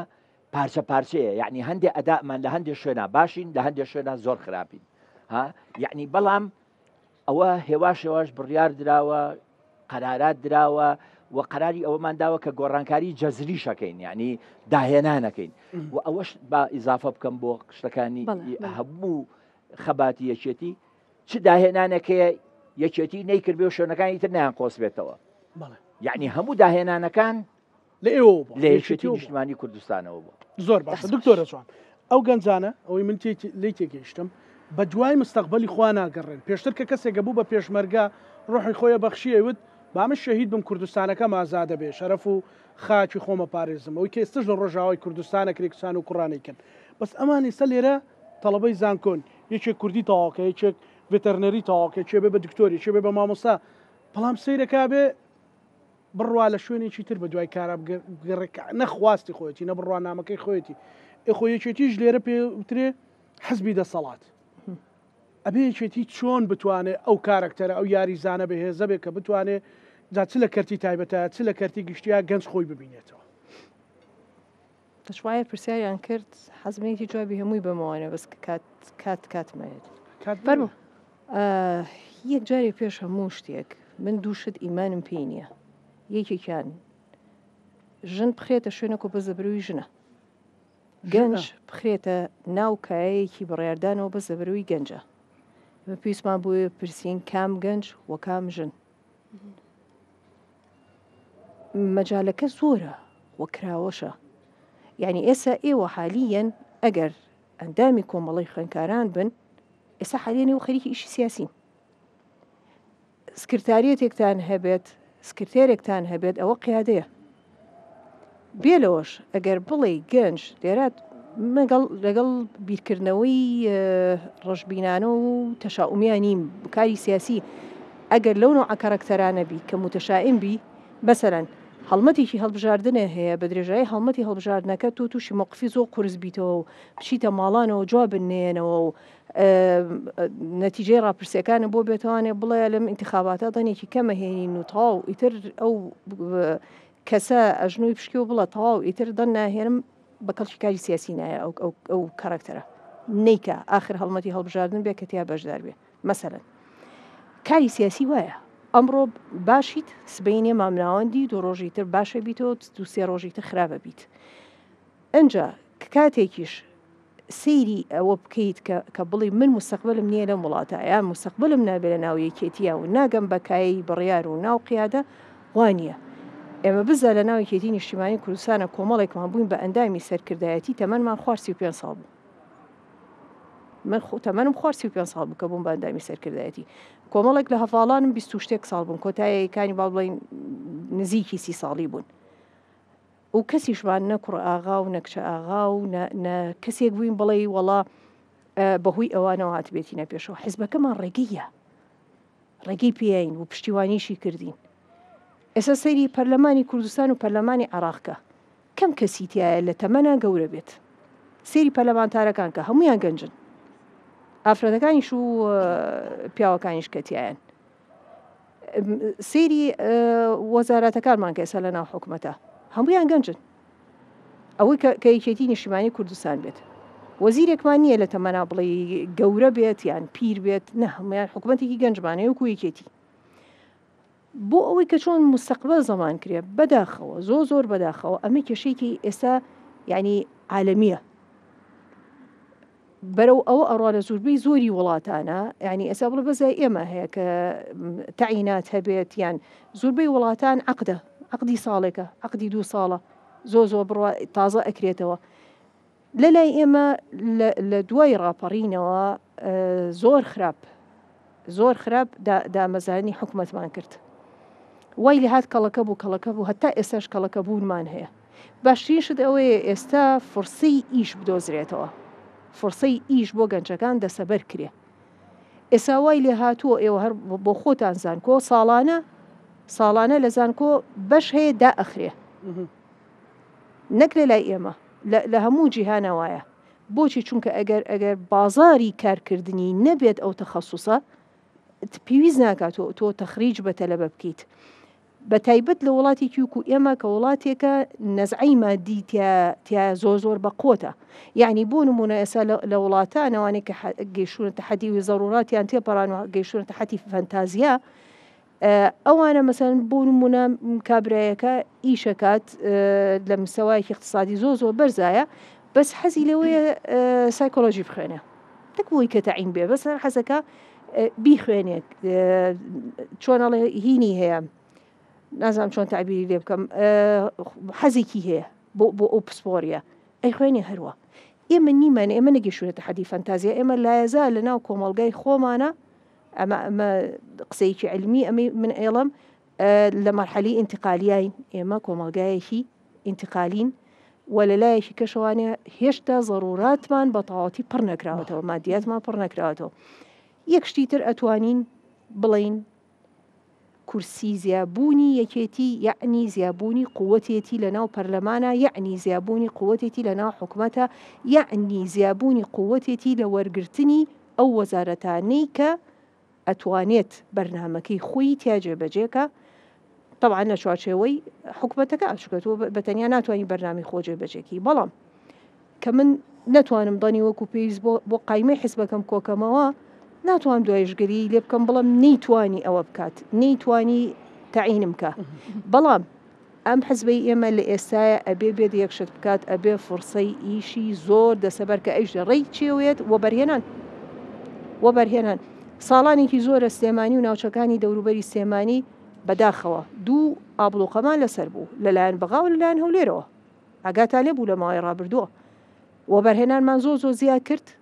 بەڵێ لە دوای 2022وانێ توانیمان وەبەرهێنان زیاکەین لە ڕێی تیمەکەمانەوە لە حکوومەت بە تاکید بە قیادی کاک قوبات توانیمان ئەوە بکەین بەڵام کاتمان ئەوێت بۆ ئەم حرەکەیە سەریعکەین و لە لایەکی کەشەوانێ ئەگەر بێت و لەلایەن حکوومەتەکانەوانێتە چی بەغدا بێت چی هەولێر بێ ڕێگریمان لێ بکرێت لەبەر ئەوەی کە لە ڕووی ئیداریەوە زوبەی ینی ئەو پرۆسیجەرانە لە ناو هەولێراتەوە ئەبێ کە خاوی کاتەوە پرۆسەکە بۆت لێرە کاری ئێمە لە شارە زور و گەرمیان و دەڤەری ڕاپەڕین و ناو سلێمانی و ئەم منطقانە هێواشە بێتەوە کەواتە شتەکە زۆر ناڵین زۆر ئاڵۆزە بەڵام تی هەڵکێشی یەکتریە ینی شتێک نییە بەتەنیا پرسیارێک بە هەر وەڵامی ئەوان بینەوتیان لە شێوازی کارکردنی حیزبەکەتان ئێستا ئێوە ڕازین دکتۆر ئەگەر خۆت وەڵامم بیتەوە ئەگەر من بڵێ پێ دەڵم من کابرایکی متەشایم نیم لە ئیشی حیزبیە بۆچی بەپی سەردەمەکە بەپی ضروریاتی سەردەمەکە کاری زۆر باش کراوە ئێمە لە ماوەی ڕابردووە یەکێتی لە 3-4 جار کەوتینە وەزعێکی ئەشگار حریجەوە بەڵام قیادەیەکە بۆ دروست بوو توانی لە مەرحەلەکە تێبگا و بتوانێت بەشێکی باشی هەڵسێنێتەوە یەکشت هەیە تۆ دائیمەن حزب لە دوو بەشی گەورە پێک هاتووە ناوخۆ و دەرەوە ناوخۆکی خویەتی ئەو سڕعاتانەیە کە لە ناو خۆیەتی جاری وا هەیە لە ناو قیادایە جاری وا هەیە لە ناو قاعیدایە جاری وا هەیە بینی قیادە و قاعیدەیە خارجەکەشی علاقاتێتی لە ناوخۆی هەرێمەکە گەر ئێستا بۆ ئێستا خۆمان بێت لەسەر خۆمانی تەزبیقین اینجا عێراقە اینجا ئەقلیم و با بڵین هەرێمایەتی و دەوڵەتە دراوسەکانە اینجا جیهانی چۆڵە پێوەدێ نێودەوڵەتیەکانە ئەمانە هەمووی تو ئەم حەزبە ئەبێ ئەم معادلاتانە هەمووی بەیەکەوانێ ڕاگرێ منە مجارەگەڵە مەڵەم وکو ئەکرۆبات وایە عینەن ئاکرۆبات ینی یەکێک لەو چیلکانن بوەسێت قاپەکەکەوێتە خوارەوە ئەشکێ ئەم حەزبەی تو ئەبێ ئەمانە هەمووی بەیەکەوە ڕاگرێ ئەبێ قەناعەت بە تۆش بکات یەک پرسیاری زۆر جوانێکە ڕانوو من ئەوەمەوە لە کاتی ئینتیخاباتە لە مناڵەکانی خۆمی ئەەکەم بۆچی چونکە لە تەمەنێکی گەنجان ئەڵم چی بکایەتی چی بکە قەناعەت بە تۆ بکات دەنی پێبیت وازی لێ بێنە تۆ دایکە باوکە کە سوکاری کێتین و لە خۆشەویستی ئەوان تۆش دەنی بە قایمەیەکێتی خۆ تەجرید کە لەوانە وەکو ئەبستراکت بیرم بۆ بکەرەوانەیە چون یەک دوو جار دووسێ سوالی زۆر منطقیان نامێ یەک دوو جاریش پرسیارم لە دەرەوەی ئەوێ کردوە لە دەروی زانکۆی سلێمانیش جوابەکانیان بەشێکی ئەڵێ کاراکتەر تەسیرمان تێئەکا کاراکتەری سیاسی تەسیرمان تێئەکا لەو سەردەما زۆر بە سەراحەت جوابیان نامەوە کۆمەڵێک خوێندکاری دەروی زانکۆی سلێمانی زانکۆکانی تر بوون ئەهلی بوون چکە ئێمە خوێندکاران زیاتر لە ناو زانکۆی سلێمانیە ئاکتیڤترێکن باسی کاراکتەری کاک بافڵیان کرد لە بەشێکی تیشە باسی کاراکتەری کاک قوبادیان کرد یعنی لە ناو گەنجە لە چواردەوری خۆتانە سلوکی ئێوە خۆتان کە سەر بە خوێندکارانن تەسیرەکاتە سەر ئەوەی کە ڕەفیقەکەت کە غەیری یەکێتیە ببێ بە نەک بڵێ ئەندامی یەکێتی مەرجنیە بێوە بەلایەنگری یەکێتی یادەنگەری یەکێتی زائیدەن سلوکی من وەکو قیادی تۆ ئەبێ ئەگام لە خۆم بێ ئەبێ بزانم چ ئەدائێکم هەیە چ ڕۆشنێکم هەیە بەسەر جادەوە چ ڕۆشنێکم هەیە لە ناو بازاڕە وە خۆم گیانەکەمەوانێ ئەساسەن بۆ جێبم یەکێک دوکاننارە یەکێک پزیشکە یەکێک ئەندازیارە بشکابرایەکی حەزبیم هیچ فەرقم نییە لەگەڵیانە ئەگەر ئەمە پیادەکەین زائیدەن ئەدای حکومیکی باش زائیدەن ئەوەی کە من مەسئولێکی کۆمیتەم لە بینای کۆمیتەکەمە سلوکم جوان بێت ئەدائم جوان بێت بەسەرکردنەوەم بۆ چوار دەورەکەم یەکێتی بێ و غەیری یەکێتی بێ ئاگادار بن لەو منطقەی کە ئیشی تیا ئەەکەم تۆ دەم بەمانە کۆکیتەوە پرۆسەیەکی معقەدە بە زیرەکی تۆ ئەوێت وەکو گەنج کە زۆرتان فەرقە ئێوە هەنێ تواناتان تایە ئێمە نیمانە هەنێ کوالیفیکیشن و هەنێ تااقاتتان تایە من تازە ناگەم پێی چۆ منیشتە منم 50 ساڵە ماوەلیدم 75 تازە ناتوانم ئەوی تۆ ئێستا بینای ئەکەیت و تۆ هەتا ئەگەیتە تەمەنی من دقاتی خیبرەی منە ئەبێت کەواتە ئەمە لە تووە کاک سەرکەوت بۆ چوونی بەڕێزتەوەی دکتۆرە تەوزیفێکی وردی حەزبی و ئەکادیمی بەڵام مەسەلەن ئێستا شتێک هەیە یان ئەبێ پەروەردەکە بگۆڕێ کابرا چاوی لەوێ بژی مادیاتەوەی کە دکتۆرە باسی کرێمە مەسەلەی پێویستی مادیاتمان پڕ نەبووتەوە بۆیشە گەنجێک دێ ئەڵێ لێرە من چی بکەم چۆن بتوانم بژیم چۆن بتوانم کرێخانۆکەم دەم سارێک بکڕم لازام شوو بکەم ژن بێنم ئەوانە لەوە چاویان لە یەکێتیە ئەنی چەند چاوی لە حکوومەت ئەگەر بە سی وەریگرین هەفتا چاوی لە یەکێتیە پارتەکە هەفتا چاوی لە پارتیە ئەنی ئەم تێگەیشتە هەیە یەکێتی دروستی کردووە پارتی دروستی کردووە لە ماوەی ڕابردووە و حرەکەیە کە دکتۆرە جوان باسی کرد ئەوان دروستیان کردو و چۆتە ناو خەڵکەوە ئەمە لێرە گەنج پرسیارەکە بۆ چوونی بەڕێست بەڵە خۆی لە ڕاستیاوە تێگەیشتنە دروستەکەیە لە سیاست و لە حیزبایەتی چکە هەر هاوڵاتیەکی کوردستان هەر گەنجێک هەر ژنێک هەر پیاوێک کە پەیوەندی بەلایەنێکی سیاسیەوەکات بە تەنها بۆ تێرکردنی ئارەزوەکانی حەزە سیاسیەکانی حەزەمانەویەکانی پەیوەندی ناکات بە حزبێکی سیاسیەوە کۆمەڵێک ئامانجی تیابینێتەوە کۆمەڵێک خواستی تیابینێتەوە ئەوێ لە ڕێگەی ئەم حیزبەوە بەدەستی بێنێت چکە بیرمان نەچێت دوجار حیزب وەسیلەیە هۆکارێکە بۆ بەدەستێنانی کۆمەڵێک ئامانج بۆیە ئەگەر لە دەرەوەی ئەم ئامانجە سەیری حیزب بکەی کەواتە تێڕوانینەکە تێڕوانینێکی خەیاڵیە تێڕوانینێکی واقعی نییە تێڕوانین یەک نییە لەسەر بنەمایەکی دروست بیناکرابێت و بنیاد نرابێت بۆیە من خۆم وەک کەسێکی حیزبی و کەسێکە لەم بوارە هەم شارەزاییم هەیە هەم مەسئولێتی جیاوازم هەیە قەنعاتم وایە کە ئەمە بیرکردنەوە ڕاستەکەیە وەسپاسی ئەو هەواڵاکەم کە پرسیارەکەی بەو شێوەیە ئاراسەکە ڕەنگە جیاوازیمان لە تێڕوانین هەبێت ئەویش ئەوەیە ئێمە ناکرێت بە بیرکردنەوەی بە عقلی 50 ساڵ لەمەوە پێشتر سەیری حکومت بکەین سەیری حیزبی سیاسی بکەین ئێمە لە کۆمەلگایەکی گۆڕاوە ئاژین بڕوامان بە گۆڕانی کۆمەڵایەتی هەیە ئێمە لە کۆمەلگایەکە ئاژین کە هیچ بەپی زانستی کۆمەڵناسی هەرچەندە دکتۆرە جوان شارەزایە و بواری پسپۆڕی خۆەتی بەڵام لە کۆمەڵناسیە قسەیەکی مەشهور هەیە کە هیچ کوڕێک وەک باوکی نییە هیچ کچێک وەک دایکی نییە کەواتە ئەمە پەیوەندی بە جیل و بە تەمەن و پەیوەندی بەکاتەوە هەیە بۆیە ئەو بنوە گەنجێک کە پەیوەندیم بە یەکێتی نیشتیمانی کوردستانەوە کردووە ئامانجێکم هەبووە گەنجێکە لە ئێستا پەیوەندی بە یەکێتی نیشتیمانی کوردستانەوە کات ئامانجێکی تری هەیە پەیوەندی بە حیزبێکی سیاسی تریشەوە کات دیسانەوە ئامانجێکی هەیە ئەوەی کە من ئەمەوێ بێڵێم چوارچێوەیەکی بیرکردنەوەی تەندروستە بۆ کاری سیاسی و حیزبی بەڵێ حیزب پێویست دەکات بەهێز بێت بۆ ئەوەی دەرفەتی کارکردن بڕەخسێنێت حزب پێویست دەکات بەهێز بێت بۆی ئەو بەرنمەیە کە لە کاتی هەڵبژاردنە جا بەرنامەی هەڵبژاردنە یان بەرنامە سیاسیەکەیەتی بۆ ئەوەی خەون و خواستەکان بەدیبێنێت ئەگەر حیزبێکی بچوو کە خەڵک دەنگی ناداتێ کە خەڵک بڕوای پێی نییە کە خەڵک متمانەی خۆی لێ هەڵبژاردن ناداتێ و کورسی پەرلەمانی یان ژمارەی کەم بەدەستێنێت یان بەدەستی ناهێنێت هۆکارەکەی ئەوەیە کە بڕوای وایە ئەم حیزبە ناتوانێت گۆڕانکاری دروست بکات بۆیە خەڵک کە ئەوێت دەنگ بدات بە یەکێتی نیشتیمانی کوردستان بۆ ئەوەیە گۆڕانکاری دروست کات گۆڕانکاری لە چی دروست بکات یەکێتی نیشتیمانی کوردستان لەکوێ دروستی بکات گۆڕانکاری ئەبێت لە سیستەمی حکومڕانی دروست بکات ئەبێت قەنەعەتێکی لا دروست ببێت کە بۆ نمونە یەکێتی نیشتیمانی کوردستان بڕوای بەوە هەیە کە ئەم حکوومەتەی دروستە بێت حکوومەتی هەموو شارەکانی کوردستانە حکوومەتی هەموو خەڵکی کوردستانە بەبێ جیاوازیکردن بەبێ ئەوەی کە ئەم هاوڵاتیە لە هەرێمی کوردستانە خەڵکی کامە شارە خەڵکی کامە ناوچەیە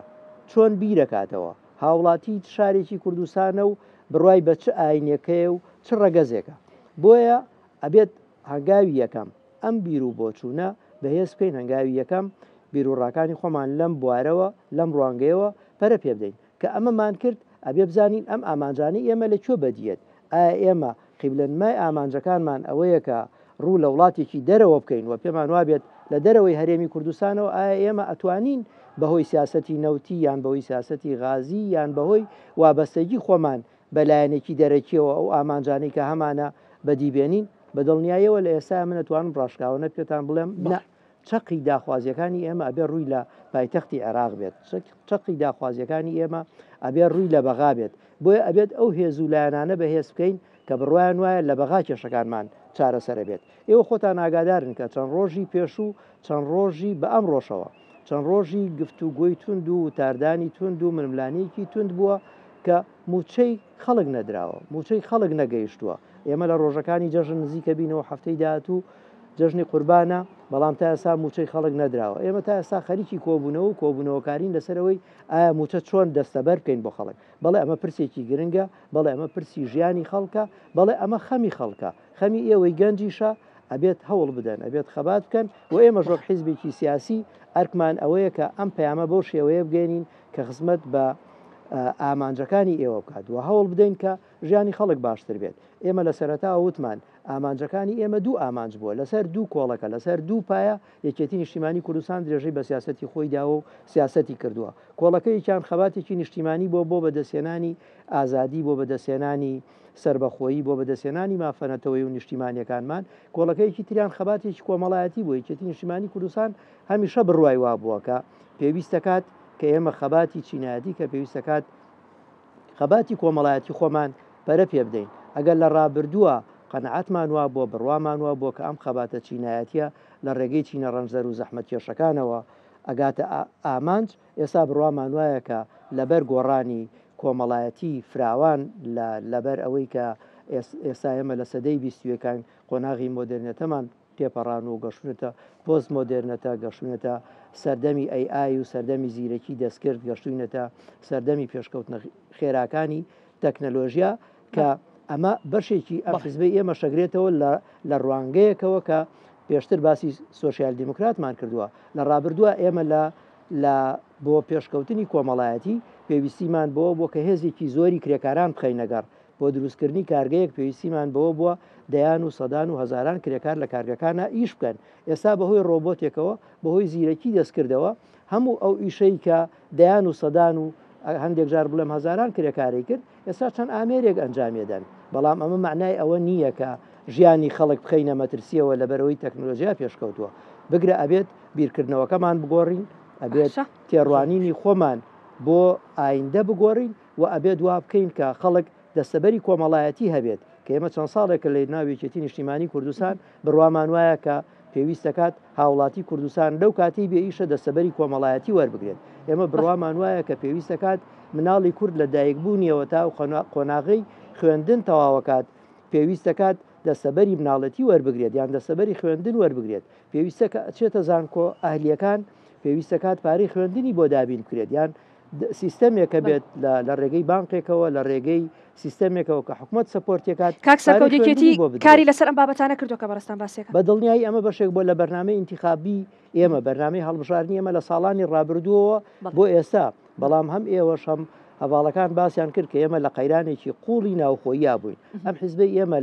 لە ڕابردووە من نامێ بگەڕێمەوە سەرمێژوو بەڵام ئەمێ ڕاستیەکەی لێرەوە بیڵێم ئەم حیزبەی ئێمە لە ساڵانی ڕابردووە لەبری ئەوەی پشت بین بە پشتی یەکترەوە ڕوو بکەینە ئەوەی داخوازەکانی خەڵک جێبەجێ بکەین خەریکی کێشەی ناوخۆیی بووین ڕوومان لە یەکتر بووە خەریکی شکاندنی یەکتر بووین ئێستا ئەو قۆناغەمان تێپەڕانوە بۆی ئەگەڕێمەوە سەرە و پرسیارەی کە بەڵێ ئێستا ئێمە لە ئەدای حیزبەکەی خۆمان رازین لەبەرەوەی یەک تیمین ڕەنگە کەم و کوڕیمانە بێت بەڵام ئەم کەم و کوڕیانە وەک حیزبێکی سیاسی ئێستا لە شەقامێکە ئەڕۆیت لەو شەقامە مناڵێک خوانەخواستە سیارە لێدات ئەبێت ترافیک لایتێک دابنی لەو جێگایە بۆ ئەوی جارێکی تر مناڵێکی تر تووشی ئەمان کارەسار نەبێتەوە بۆی پیرێک تووشی ئەمان کارەسار نەبێتەوە ئەگەر ئیجازەم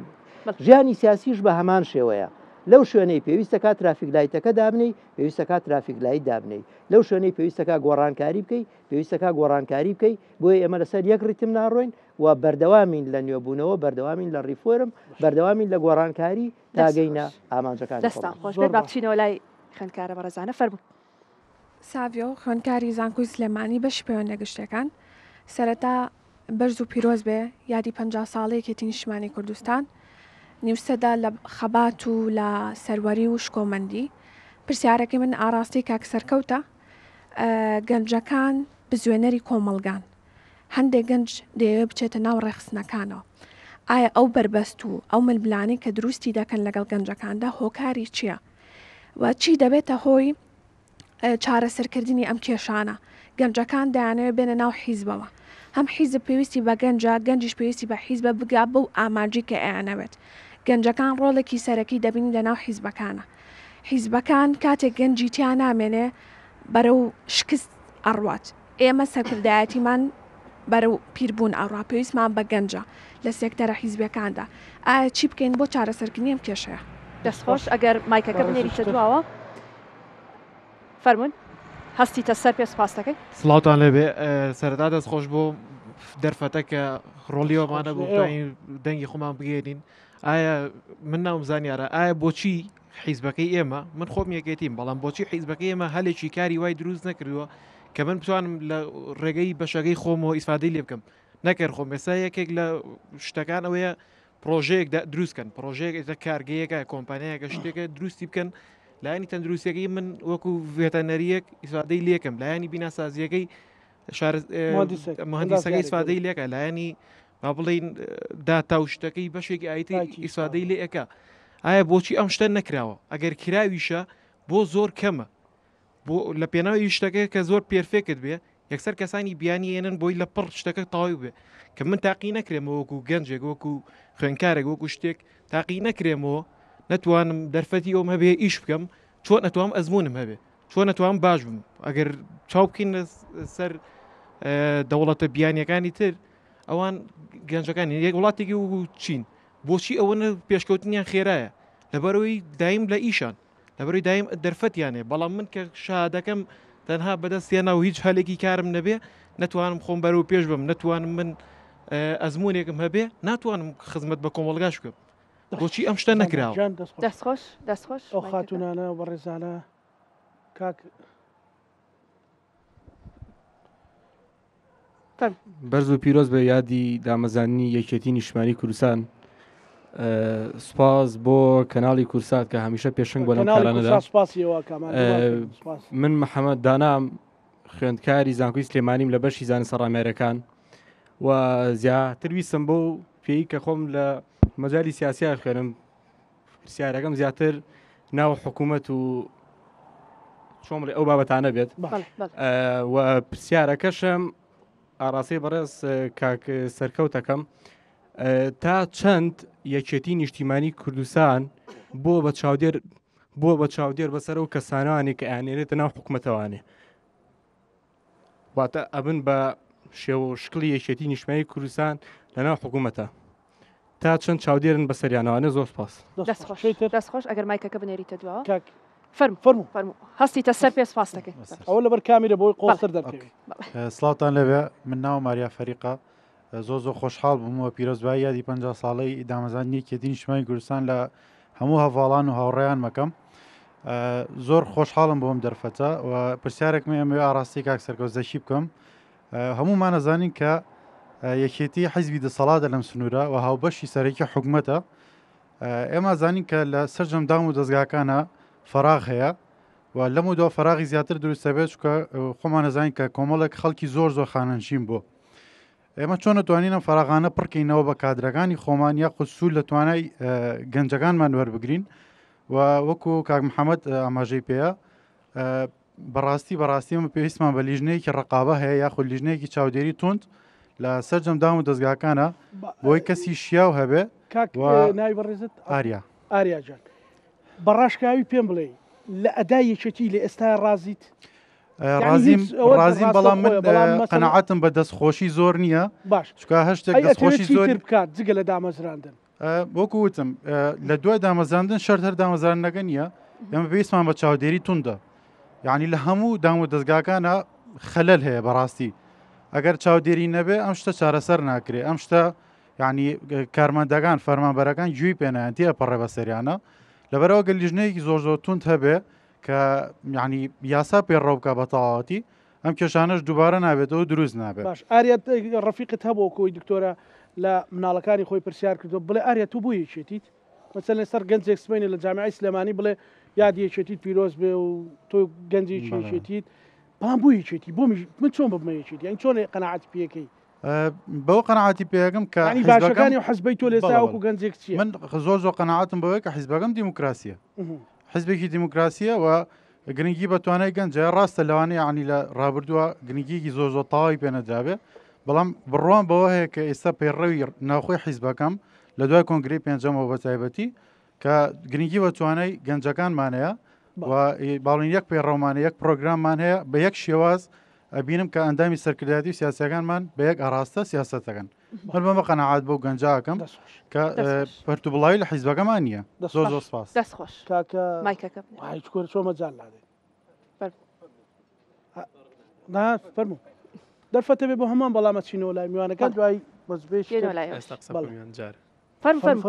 سڵاوتان لێبێ من کار دۆستم قۆناغی پێنجی ڤێتەنەریم تاوان مادەم بابەتەکە هەلی کارە هەندێک پرسیاری کورت و مختصەڵم هەیە طبعاً بابەتی هەلی کار و ڕەخساندنی هەلی کار زۆر قوڵترەوە بەڵام ڕێگە پێدانی ئیشکردنیش قورس بە لە هەمان کاتدا بۆچی و سندیکات چی کردو بە خوێندکارانی تازە تەخەڕوج زۆر سپاس با من ئەوانە تەوزیف بکەم پرسیارەکان زۆربەی بۆ کاک سەرکەوت بوو بەڵام با من لە کاک شاڵاوە بێمەوە کاک شاڵاو یەکێتی تا ڕادێک جا بەهۆی ڕابردووەوەیە بەهۆی کێشە ناوخۆیەکانیەتی دابڕاوە لە خەمەکانی دابڕابوو لە خەمەکانی کۆمەڵگا ئێستا هەموو لایەک شایەتی ئەدا کە یەکێتی یەک و یەکگرتۆ و یەک سەرۆک و یەک هەڵوێست و یەک سیاسەتی هەیە بەڵام هەست ناکەی ئێستا ینی جیاوازیەکێ مەسەلەوە تا کادرەکانی خۆتان کە پەروەردەی ناو کۆمەڵی خوێندکارانن پێتاڵەن هەلی کار دامەزراندن کوا موچەکەم کادرەکانتان ینی فکر تا ڕادێ غیابە مەسەلەن کۆمەڵێک بابەتینێتەوەی و قوڵبوونەوە ئەوانە غیابە بابەتە مادیەکانەوە و یەکێتی ڕخنەیەکی تریشی لێگیرا کە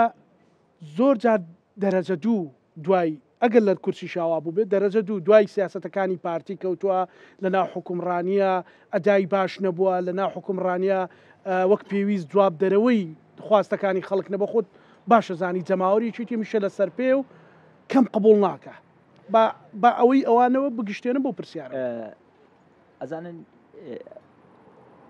ئەسباب زۆرە باش ئەسباب زۆرە یعنی بەشێک لەوە بە قەناعەتی من بۆ خۆم ئەکادیمی نیم یعنی ئەمە وەکو معلوماتی عامە یعنی دکتۆرە ئەگەر هەڵم لە قسەکان ناکرد ئەتوانی ڕاست بکەیتەوە یەکێک لە سیاسەتە غەڵەتەکان ئەوە بوو ئەنواع و ئەشکال جامیعان ڕێگای پێدرا کرایەوە چکە تۆ کە جامیعە زۆرەکەیتەوە کەواتە خەریجت زۆرە بێ وەنیە باشە لە باتی ئەوە من قەناعەتم وایە چکەوە یعنی سۆسیال دیموکراتەکان لە فترەیەکە سوید ئامادە بوون ئەوەمان بۆ بکەن مثلەن ئەو هەواڵێک گوتی من لە مەرحلە پێنجم مەرحلە چواری ڤێتەرنەری پێنج بەڵێ مثلەن ئەم مەجموعەیە کادری پێویستە لە خوار خۆیەوە کە ئەم دکتۆری ڤێتەرنەریە مەجموعەیە کادری پێویستە ئێستا ئەو کادرانە نییە تۆ تەخەرجی پێ بکەیت کابرایەک مەسەلەن مهندیسە مەجموعەیەک خەڵک لە خواری ئەوەوە مەفروزە یاخود تەبیبێکە ئەم حاڵەتانەمان نییە مەسەلەن شوێنێکمان نییە خەڵک فێری نەجارڕی بکە خەڵکمان نییە خەڵک فێری مەسەلەن چی پێڵێن ئەمەی لە حیمچێتی بکە ئێخۆ بواری ژیانیش هەر ئەوە نییە تۆ بیتە دکتۆرات هەبێ بیان مهندس بیان تەبیبی بەڕاستی ینی بواری جیاوازی تایە ئەمە سیاسەتەکە ئەبێ گشتگیر بێت چکە یەکێتی بە تاقی تەنیا خۆی حکومەتی تەشکیل نەکردووە کە بتوانین مەسەلەن ڕەخنە ئەساسەکە لەو بگرین ئەم قسەی من معنایەوە نییە ڕەخنە بەتەنیا لە پارتی ئەگرم نە بەڵێ یەکێتیش بەشدارەتیایە بەڵام دائیمەن لە حکومەتی ئێتلافە سیاسەتی هەموو لایەک مەفروزە دروست ببێ ئێمە چونکە وەکو کورد هەر کولتوری دیموکراتیمان نییە یعنی دیموکراتیت ممارەسەیە یعنی ئەگەر ممارەسەت نەکردبێ نازانی بە خۆتەڵی دیموکراتم بەڵام ئێستا تۆ لەوانەیە ڕخنەی دووسێ ڕخنە زیادم لێ بگرە هەستەکەی تۆزە گرژی تەبیعەت وایە یعنی ئێمە وان بۆیە یەکێتی ناتوانێت مثلا لە مووقفێکە بە تەنیا خۆی حکومڕان نییە یاخود حکومەتەکە خۆی تەشیدی نەکردووە بتوانێت هەموو شەرتێکی خۆی فەرسکە مەفروزیشە پێش ئەوەی بچیتە حکومەتی ئێتلافیەوە بەرنمەیەکت هەبێ فعلەن ئەمەی ئێستا مفاوەزات کە لەگەڵ پارتیە لەو بەرنمەیە ئەو خواستانە تیادا ڕەنگەداتەوە ناتوانم چکە بۆ خۆم لە ئەندامی وەفد نیم قسە لەسەر تەفاسیلەکانی ناکەم باسیشی ناکەم بەڵام دڵنیا بە یعنی لە چوارچێوەی حکومڕانێکی ڕەشیدا مثلەن ئەو ئیتفاقاتی سیاسەکەی بەڵام کە ئیتفاقاتی سیاسیشەکەی شەرت نییە هەمووشیت هەر بۆ جێبەجێ بکرێ ئەمە کە بۆ ئێمە ڕاستە بۆ ئەوانیش ڕاستە یعنی بۆیە من یەک عجابێکم بە مەولانە خالیدی نەقشبەندی ئێمە بنەماڵی ئێمە شێخین و باپیرە گەورەمان مەولانە خالید تەریقەتی داوەتێ ئەزانن چی پێ وتووە وتێتی حەوت کەس یعنی وابکەن ئێرشادی تەریقەتی نەقشبەندی بدا لە حەوتەم ڕاوەستن باپیرە گەورەمان لێ پرسیوە مەولانە بۆ وتێتی دنیا گۆڕێ عەقڵە گۆڕێ شت یعنی شێوازی بیرکردنەوەی ئینسانە گۆڕێ هەواڵینە ئەمەی کە من باسیەکەم نزیکی وا نزیک بۆتەوە لە 200 ساڵ پێش ئێستا ئەوسا کۆمپیوتەر و حرەکەتی پێشەوە چوونی تەکنەلۆژیا و ژیان ئەوەندە سەریع نەبووە یعنی ئەتوانم بڵێم قەرنێکی ئەوسا بەقەدەر 10 ساڵی ئێستا پێشکەوتنی بەخۆی نەدیتوە لەبەرەوە ئەبێ بۆ 20 ساڵ و 30 ساڵ تۆ بەرنامەکانت جیاواز بکەیتەوە ینی بیگۆڕی بۆیە من ڕئیم وایە یەکێتی لەسەر سکەیە بەڵام لەسەر سکەیە بێدەنجی ئێوە و هەر ڕازی بوون و کە ئەندامی یەکێتین و دڵتان پێسووتێ وەڵاهی منێک کە لەسەر کورسەکەم دانیشتوم و پێم خۆشە و ئەمێ مقاومە بکەم گەنجێک نێتە جێگەم وەڵاهی شەرتانەکەم و بۆ ئەوەی نێن ئەبێ ئێوەش قبولی نەکەن بڕۆن دەستکەن بە چاوی مەسوولەکانە بڵێن ئەمایان غەڵەتە ئەوە وایە بڕۆن مناقەشەیان بکەن هەر بەجددی داوایان لێ بکەم بڕۆن مناقەشەیان بکەن کاک سەرکەوت جوانەخانیان من وا ناڵێم بەرەو پاشەکشاڕۆم بەڵام ئۆفیسمان هەیە جێگامان هەیە لە دەرگامان بدەن بڕێ وەرن ئێمە ئەم شتانەمان هەیە قسەمان بۆ بکەن یان پرسیارتان هەیە مەسەلەن ئاراتان هەیە دوای عەقڵ هیچ عیلاقی بەوە نییە من تەمەنم زۆرە عەقڵم لە ئێوە زیاتر بێ دڵنیا بە لە حاڵی ئێستاە گەنجەکانمان عاقڵترن لە جیلەکانی ئێمە لەوانەیە بە تەجروبەتر بین بەڵام شەر نییە عاقڵتر بین باوەڵان پرسیارەکان بێت تۆ بۆی مناقەشەکان خۆش کێشەمانی باشە کاک سەرکەوت بەیجازەی دکتۆرە زیارەتە بوو لە کاک سەرکەوت پرسیاریان هەبوو کەواتە بام بچمە لای کاک سەرکەوت دکتۆرە دواترێ بۆ لای تۆ خەبەنەوە پرسیارەکەم بیرناسێتەوە زۆر باسیەوەکەن کەسی شیا و لە شوێنی شیا ینی ئەمە هەمیشە دەوترێت ئەوەنەی کە یەکێتی دەتوانێت بیکە ئەوەندەی کە یەکێتی دەسەڵاتی هەیە ڕاستە یەکێتی لە مفاوەزاتە لەگەڵ حیزبەکانی تر بەڵام وەک خۆی ئەو کەسانەی کە دیاری دەکات بۆ پۆستەکان خۆ دەتوانێت کەسی باش کەسی لێ هاتوو بۆ ئەو پۆستانە دابنێ یەکێتی پێشتر ئەگەر ئەمەی کردووە ڕەنگە گلەی گەنجەکانی لەسەر بوو بێت کە هەندێکات ئەو کەسانە شیاوی ئەو پۆستانە نەبوون تا چەند کاری لەسەرەمە کردووە بۆ لە مەودۆی سپاس ڕاستیا پرسیارەکە سێ ئاراستە بوو پرسیارەکان سێ ئاراستە بوون بەشی یەکەمی دیوی ناوەوەی حیزبی گرتەوە نانی ئایا ئێمە لە ناو حیزب چەند دەرفەتە ڕەخسیێنین بۆ ئەوەی خەڵکی گەنج کادری بەتوانە لە هەردوو ڕەگەز بێتە پێشەوە من باس لە سەرەتای دروستبوونی یەکێتی ناکەم کە ئێوە لە سەرەتاوە باسان کرد زۆربەی ئەوانەی یەکێتی و شۆڕشی نوێیان هەڵگیسان تەمەنیان لە دەوروبەری سیەکان و هەندێک جار کەمتر و کەمینەیەکیان لە سەروسیەکانەوە بوون ئێمە بە قەیرانی گەورەیە تێپەڕین بەڵام ئێستا وەک هەواڵان کاکشاڵا و دکتۆرە جوان باسییان کرد ئێستا ئێمە لەسەر ڕاستە ڕێگاکەین لە ڕاستیە دەرگای یەکێتی نیشتیمانی کوردستان بۆ هاتنە پێشەوەی کادری بەتوانە بۆ هاتنە پێشەوەی گەنج بە تەواوی واڵایە من بۆ خۆم لە وەک شەخص لایەنگیری ئەوەم کە حیزب پێویستە بەردەوام لە خۆنیۆکردنەوەیە بێت حیزب بەردەوام پێویستە لە چاکسازی ناوخۆیی و لە ڕیفۆرما بێت ئێمە لێ قۆناغا لە ڕیفۆرمکردن دواکەوتین باجی قورسماندا بەشێک لەم سیاسەتی کە ئێستا ئێمە خەریکی ڕاستکردنەوەین لە ئەنجامی ئەوە بووە کە ئێمە لە لێک قۆناغی زۆر بچووکە لە ڕیفۆرم دواکەوتین من نامێشمە سەر باسی ئەوە بەڵام ئێستا بڕوامان بەوەیە کە پێویستەکان ڕیفۆرم بەردەوام بێت پێویستەکان ڕیفۆرم بکەین پێویستەکان نوێکردنەوە بەردەوام بێت و پێویستەکان دەرگاکانمان بۆ گەنج و بۆ خەڵکانی بەتوانە لە ڕووی حیزبیەوە واڵا بێت چونکە من بۆ خۆم بڕوان بەوە هەیە کە لە جیاوازی ئێمە و ئەوروپیەکان لێک خاڵی زۆر جەوهەریایە ڕاستە حزبی سیاسی ئامانجەکەی ئەوەیە کە دەسەڵات بەدەستەوە بگرێت و ڕێکخراوی NGO هەوڵی چاکسازیە داد ئامانجی بەدەستەوە گرتنی دەسەڵات نییە بەڵام کاتێک تو ئەتەوێت دەسەڵات بەدەستەوە بگریت جیاوازەکەی ئێمە لە جیهانی لە ڕۆژهەڵات و ڕۆژئاوا تەنها ئەم خاڵەیە لە ڕۆژهەڵات حزبێکی بەهێز ئەتوانێت حکومڕانیەکی بەهێزت پێشکەش بکات لە ڕۆژئاوا حکومڕانیەکی بەهێز ئەتوانێت حزبێکی بەهێزی پێشکەش بکات ئێمە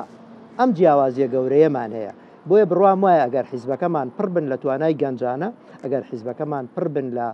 توانای زۆر و ئەزمموی زۆر ئەتوان حکومڕانیەکی باشمان پێشکەش بکەن ڕەنگە لەم ڕێگەیەوە توانی بێتم وەڵامی بەشێک لە پرسیارەکە بدەمەوە بەڵام دەرگاکانی حیزبایەتی و دەرگاکانی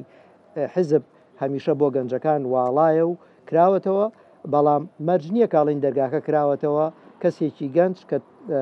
تەمەنی 18 ساڵی تەواو کرد ڕاستەخۆ بێتە ئەنجومەنی سەرکردایەتی حیزبەکە بەڵام ئەتوانێت قۆناغ بە قۆناغ ئیشە حیزبایەتیەکان و قۆناغ پلە حیزبیەکانی خۆی تێپەڕێنێ و ئەزمموونێکی باش کەڵەکە بکات دەگەڵ کەڵەکەبوونی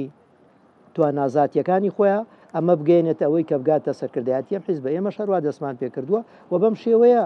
گەیشتوینەتە ئەو قۆناغە لە ڕووی حیزبایەتیەوە بەڵام لە ڕووی حکومڕانیەوە منەمێ چەند ڕاستیەک ئاشکرا بکەم یەکەمینیان ڕەنگە لە ڕۆژەکانی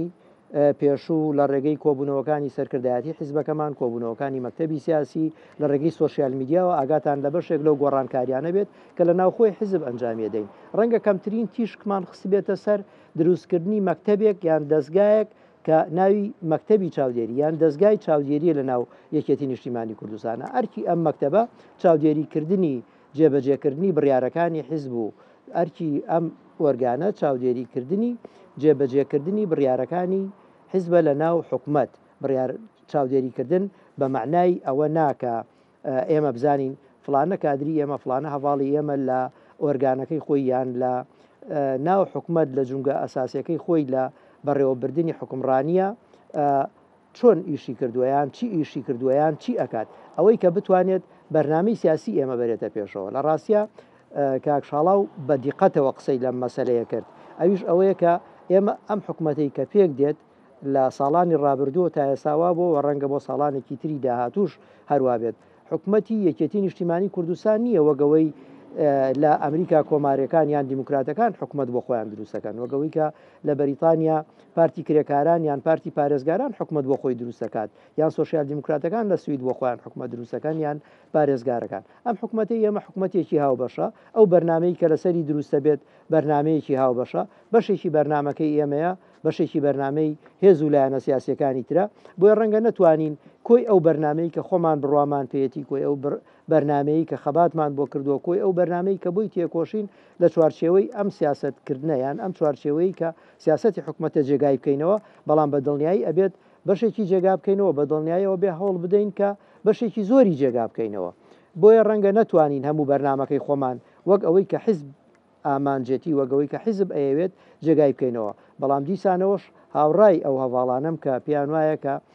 ئەدای تێکۆشەری یەکێتی ئەدای کارمەندی یەکێتی ئەدای کادری یەکێتی لە دامەزراوە حکوومیەکان پێویستە ئەدایەکی نمونەیی بێت پێویستە خەڵک چاوی لێ بکات و پێویستە بڵێت کە ئەو ئیشە باشە بۆ یەکرا لە بەرەوەی کادرەکە یەکێتی بووکە کردی بۆیە ڕەنگە ئێمە لەم ڕۆکەم و کوڕیمان نەبێت ڕەنگەکەم تەرخەمیمان نەبێت ئەویش لەبەر ئەو هۆکارانی کە باسم کرد ئێمە پێشتر یەک ئاراستە ئیشمان نەکردووە پێشتر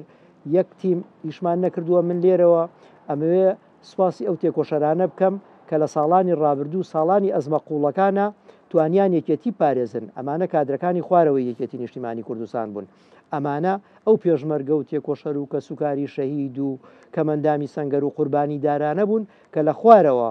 بەڕاستی درێژیان بە ژیانی سیاسی و حیزبیدا و ئەوان یەکێتیان گەیانەوە ئەم قۆناغا بەڵام لە سایی هەوڵ و هیمەت و تێکۆشانەکانی ئەوانەوە ئێستا یەکێتی نیشتیمانی کوردستان سەرکردایەتیەکەشی سەرکردایەتیەکی سەلیمە سەرکردایەتیەکە لە ئاسی جێبەجێکردنی ئەرکەکانی ئەم قۆناغەیە. زۆر باشە. ئەبێ پرسیارە لە دکتۆرە جوان من هەر بکەم یانی حەقم مەخۆ. نە من پرسیارێک لە دکتۆرە جوان. باش دای من کاک شاڵە و پارسالاری هەرەیە خۆشم باشەکە سۆشیال عشارم. دکتۆرە جوان تۆ پرسیارە لە گەنجەکان کردووە ئەڵێ چۆن مەسەلەن یەکێتی چۆن بێت تا دەنجی پێ بدەن بۆ دەنجی پێدەن من پرسیارە تۆکەم گەنجێک چ مێدێکی بە داهاتووی یەکێتی هەبێت لە داهاتووە خۆدوتت گەشت بینم یعنی چ ئومێدێکی هەبێت کە لە ناوێکێتیا کارەکە و داهاتۆکەی گەشت بێ ڕوون بێ و متمانەی هەبێ بۆ قیادە و سیاست و هەڵوێستی ئێستاییەتی سیریکە ئەگەر گەنج بم ینی با بڵێن بڕۆمەوە دواوە ئەندامی یەکێتی نابم مەسەلەن یان لە هیچ ڕێکخراوێکە ئیژ نەکەم کە سەر بە یەکێتی بێ بەڵام عاتفەیەکم بۆی هەبێ وەدام نابێت لە ئینتیخاباتە دڵنی پێ بم خەو بیم نەکخەوە بیم تەمەنای وڵاتێکەکەم یەکێتی ئیداری بە پێش هەموو شتێک ئاسایشم باتێ یعنی بتوانم لە ساوڵەکە بە ئیسراحەت پیاسەکەم توانم لە ناو بازار بە ئیسراحەت پیاسەکەم خوشکەکەم کە ئەڕاتە دەرەوە دڵم لای نەبێ لایکی کەشەوە باوکم یان دایکم یان ئایلەکەم دەخلێکی هەبێت یان با بڵێن مەعاشێکی هەبێت بامام ناوەندیش بێ بۆمێ پێویستم بە هیچ نەبێ وەکانی کە ئێستا من لە سیناریۆیەکان کە عمرم 21 ساڵ صنفی سەیکولیەم جارێ و دوایەوەی کە تەخەڕوژم کەشە نییە تەعینم کە بەڵام ئیشم دەستکەوێ لەبەرەوەی کە منیش ئەمەوێت وەکو باوکم چۆن عیلەیەکی دروست کردووە منیش ئیتر دوای 5 ساڵی تر 10 ساڵی تر میش عیلەیەک دروستکەم میش بم بە باوک ئەوە با بڵێن و گەنجێکی کوڕ ئێسا قسە بکەم یان هەلێکی کارم دەستکەوێ لە شوێنێکە لە کۆمپانیایەکە لە شوێنەکە غەیرە حکومی ئەویش بە مقابلی ئەوەی کە ئیتر بتوانم ئیشکەم و بە ئیسراحەت بژیم و دڵتەمی بم کە ئەتوانم لە وڵاتەکەمە بیر لەوە نەکەمەوە بگەڕم بە دوای وڵاتێکە لوجوئی بۆ بکەم ئەوانە لە یەکێتیا بینی مەقعدی زۆر بەدەست بێنێ قووەتی یەکەم بێت بتوانێت ئەو بەرنامەی خۆی هەیەی لەناو حکوومەتە بەدی بێنێت چکە من لێتان ناشارمەوە کۆبوونەوە حیزبەکان ئەوەیە ئەنی ڕاکەڕاکی لیژەی مفاوەزاتی یەکێتی بۆ چییە؟ یعنی بۆ ئەوەیە کە قووەتی دەستکەوێت لەناو حکوومەتەکە تاوەکو بتوانێت بەشێکی زۆری بەرنامەکانی جێبەجێکە هەچەنە شەریکی هەبێ لە سیاسەتەکە شەریکی مزعیجیشی هەبێ لە سیاسەتەکە بەس هەوڵی ئەوە ئەیە کە زۆرترینی جێبەجێکە ئەتوانم بڵێ من ئێستا وەکو خۆمەک و جوان ئەزانم گەنج تەمەنای چی ئەکا لەبەرەوەی کە من ژە و سەردەما بووم یعنی زۆری فەرق نییە بەڵام لەگەڵەوەشا نەوعەتی بیرکردنەوەکان لەوانەیە بە جزئیاتی بچووک احتیمال لە فەرقمان هەبێت بادەم بەرپرسیارەتەکە هەمووی یان بەشێکی زۆری لەسەر یەکێتیە وەک ئەوەش کە باست کرد ینی حیزبی ترمان هەیە ئێمە لەگەڵ یەکێتی با باسێکیەوە بکەین یەکێتی لەگەڵ پەیوەندی لەگەڵ حیزبەکانی ترینەوە خۆی خۆمان و دوجاریش لە بەغداد یانی ئەمە باسمان کرد کە چەقی کێشەکان و ململانەکان لە بەغدادە ئەوەی کە ئێستا ئێمە گرفتی سەرەکیمانە بابەتی موچێ دەبێت ئەم گرفتانە لە بەغداد چارەسەر بکرێ و یەکێتیش بە تەنها ناتوانێت ئەمە بکات دەبێت ئێمە لە ناو خۆی خۆماندا لەگەڵ حیزبەکانی ترا یەکدەنگ و یەک هەڵوێست بین ئەو کات ئەم هەیکەلیە بەرینە بەغداد بۆ هەموو بابەتانە یەکێتی دەتوانێت چی بکە و چی کردو لە پێشتر و دەبێت چی بکە یەک جاری پێش هەموو شتێک ئەمە بێ باش بزانین کە حیزبێکی گەورەژە ناو کوردستانە هەیە منافسی ئێمەیە شەریکمانە لە حکومڕانیە لە ناو حکوومەتە شەریکە با بڵێن گەورەکەیە لە لایکی کەشەوە لە بەخاشە لەگەڵمانەیە ئەمە لێرە ئەو ململانیەیە کە ئەچێتە ناو دامەزراوەکانی حکوومەتەوە خەڵک زەریبەکەیەت ئەو دووریە لە بینی پارتی دموکراتی کوردستانە لەگەڵ ئێمە خەڵک زەریبەکەی ئەیەت چونکە ئەو حاڵەتی شێواویە لەو عیلاقەیە کە زۆر جار کوردبینی سیاست حزبیەکانی با بڵێن یا با بڵێن سەرکردەکانی ناو پارتیە بەداخەوە وا ئەکات بیشانانی ئەو هەیمەنە زۆرە و خستنەنا و مفاوەزاتەوە بنەتیجە خۆشیان زەرەرەکەن جەماوەرەکەشیان و ئەنج ئامی کوردستانیش زەرری لێ ئەکا ئەو پچڕپشڕەیە یاخۆ با بڵێن پەرپەربوونی ئێستا لە ناو هێزە سیاسیەکانایە یەکێتی مشکلی نییە زۆر جایژوانەیە یەکێتی تحملی زەریبەی ئەوەی کردبێ کە تەنازولی کردووە تەنازولی نەکردووە تۆ کە گەورە بووی کە حزبێکی گەورە بووی کە مەسئولیەتەکەت گەورە بوو یعنی بە مقابلی ئەو واجباتی ئێشگار گەورەت هەیە یعنی ئێمە لێرە حکومڕایی لە منطقەی خۆمان لە ساڵحمانایە سەقامگیری ئەمنی و سەقامگیری کۆمەڵایەتی و سیاسی و ئیداریمان هەبێ یعنی لە ساڵحمانیە من وەکو حکومڕانێک خەڵک ناڕازی بێ لە ساڵحمانیە خەڵک بەردرگام لێ بگرێ و بڵێ کوا خزمەت گوزاری هەنی هیچ دەسەڵاتدارێک نییە هیچ حکومڕانێک نییە حەزی لەو فۆزایە بێ بۆیە ئیشەکەی ئێمە ئەوەیە وەکو یەکێتی نیشتیمانی کوردستان وەکو حزبێکی وەسەتی وەکو حزبێکی دیموکراسی خوازی پێشکەوتن خواز وەکو حزبێکی سۆسیال دیموکرات ئەمانە هەمووی چکە ئێمە سەر بە کۆمەڵە ڕێکخراوی نێودەوڵەتین مراقبە ئەکرێن سەیری ئەدامان ئەکرێ سەیری عیلاقاتمان ئەکرێ لەگەڵ حزبەکانی کە لە چواردەوری خۆمانە هەن ئەوانەی کە لە بینی قەوسێکە ئەگەر پیان بوو ترێ معارەزە و لە لای کەشەوەنە و حزبەیتە کە لە حکومڕانە لە ناحکمایە کە پێوترە پارتی ئێمە لە ساڵحمانەیە کە بێ عیلاقاتەکانمان موزون بێ بێ عیلاقاتی چۆن ئەڵێ هادەی بێ بووی بە یەکەوە مفاوەزاتێک بکەین بەم پەرپەربوونە لەگەڵ بەغات و ناتوانانی مفاوەزات بکەین یعنی ئێستا ئەو کۆبوونەوەی کە ئەمڕۆکرا پەرپەربوونی پێوە دیارە یعنی وە لە شوێنی خۆشیان نییە یعنی مەفرۆز بوو لە شوێنە کابێ کە شوێنی کۆبوونەوەی گەلە کە شوێنی کۆبوونەوەی با بڵێن حزبە سیاسیەکانە کە ئەبێ شوێنێکی محید بێ نابێ سەر بە جیهەتێک بێ ئەگەر تۆ بتوی کێشەیەک هەلکی بەغا لەگەڵ بەغایە ئێمە مشکلی جێبەجێکردنی دەستورمان هەیە جێبەجێکردنی فقراتەکانی دەستورمانە هەیە کێشەی خوێندنەوەی مەزاجیانی هەنێ لایەنی سیاسی لە ناو سونە و لە ناو شیعی عێراقیشا هەیە سەبارەت بە مافەکانی کوردستان ینی هەرێمی کوردستان لای هیکەوانێک کێشە و چاڵنجە هەرە ڕئیسیەکەمان جێبەجێکردنی مادەی 140 ئێتو ئەم هەموو کێشانە هەبێت یعنی یەکێتی نیشتیمانی کوردستان عەسای سەحری بەدەستەوە نیە هەمووی خۆی حەلیکە بەڵام ئەوەی جوانە لە حیزبەکەی ئێوە ئەوەیە کە دەستی درێژ کردووە بۆ هەموو لێک تێگەیشتنێک بۆ هەموو ئیتیفاقێک فی سەبیلی ئەوەی کە سەقامگیری بێنێتە دی و فی سەبیلی گرفتەکان چارەسەر گرفتەکان چارەسەر کاتمان زۆر کەماوە باوتان لێبێ من ژیارم خوێندکاری کۆلێژ ئەندازیاری زانکۆی سلێمانی پیرۆزبایی یادی 50 ساڵی دامەزرانی یەکێتی نیشتیمانی کوردستان لە خۆمان و تاوە هێواڵانی حیزبەکەمانەکەم وە زۆر سپاس بۆم دەرفەتی جەنابیشتان بۆ بەتان ڕەخسان پرسیارەکەم بۆ دکتۆرە جوانە کە لە خاڵێکە وتی ئێوە مادام لە کۆمەڵی خوێندکاران کەواتە بەشدارن لە کاری سیاسیە بەڵام من ئەڵێم هێشتا کۆمەڵێک گەنج و خوێندکاری زۆر بەتوانەمانەیە لە ناو زانکۆکانە کە ئەترسن لە کاری حیزبەتی ینی بە جۆرێک کە لە لای هاوڕەکەشی ناوێ بڵێ من سەر بە ئەو لایەنم سەر بە و پارتە سیاسم ینی چ کارێ بکرێت یان پێویستە چی بکرێت بۆی ئەم ترسە لە ناو خوێندکاران نەهێڵدرێت و حیزب وە کەرەسیەک ببینرێت بۆ باشکردن و خۆشگوزەرانی وڵاتەکەی زۆر سپاس سماوەکە با گلەیمان لێ نەکەن فەرم بە کورتی سپاس دەکەن بەڵێ ئەگەر هەستە سەر پێ کاکە ژیار سپاس بۆم دەرفەتە من ڕامیم ناوە شێر یەکەم بۆ کاکشاڵاو بە کورتی زۆر باسی هەلی کار و ئەو شتانەمان کرد لەسەر بابەتی لامەرکەزی ڕای چۆنە ئێستا سنووری سلێمانی بەزی داهاتێکی زۆرە ڕوا و دوایی ینی بڕەپارێکی کەمێتەوە تەنها بۆ موچەکە حەقی خۆشیانە هەیە بابەتی لامەرکەزی بە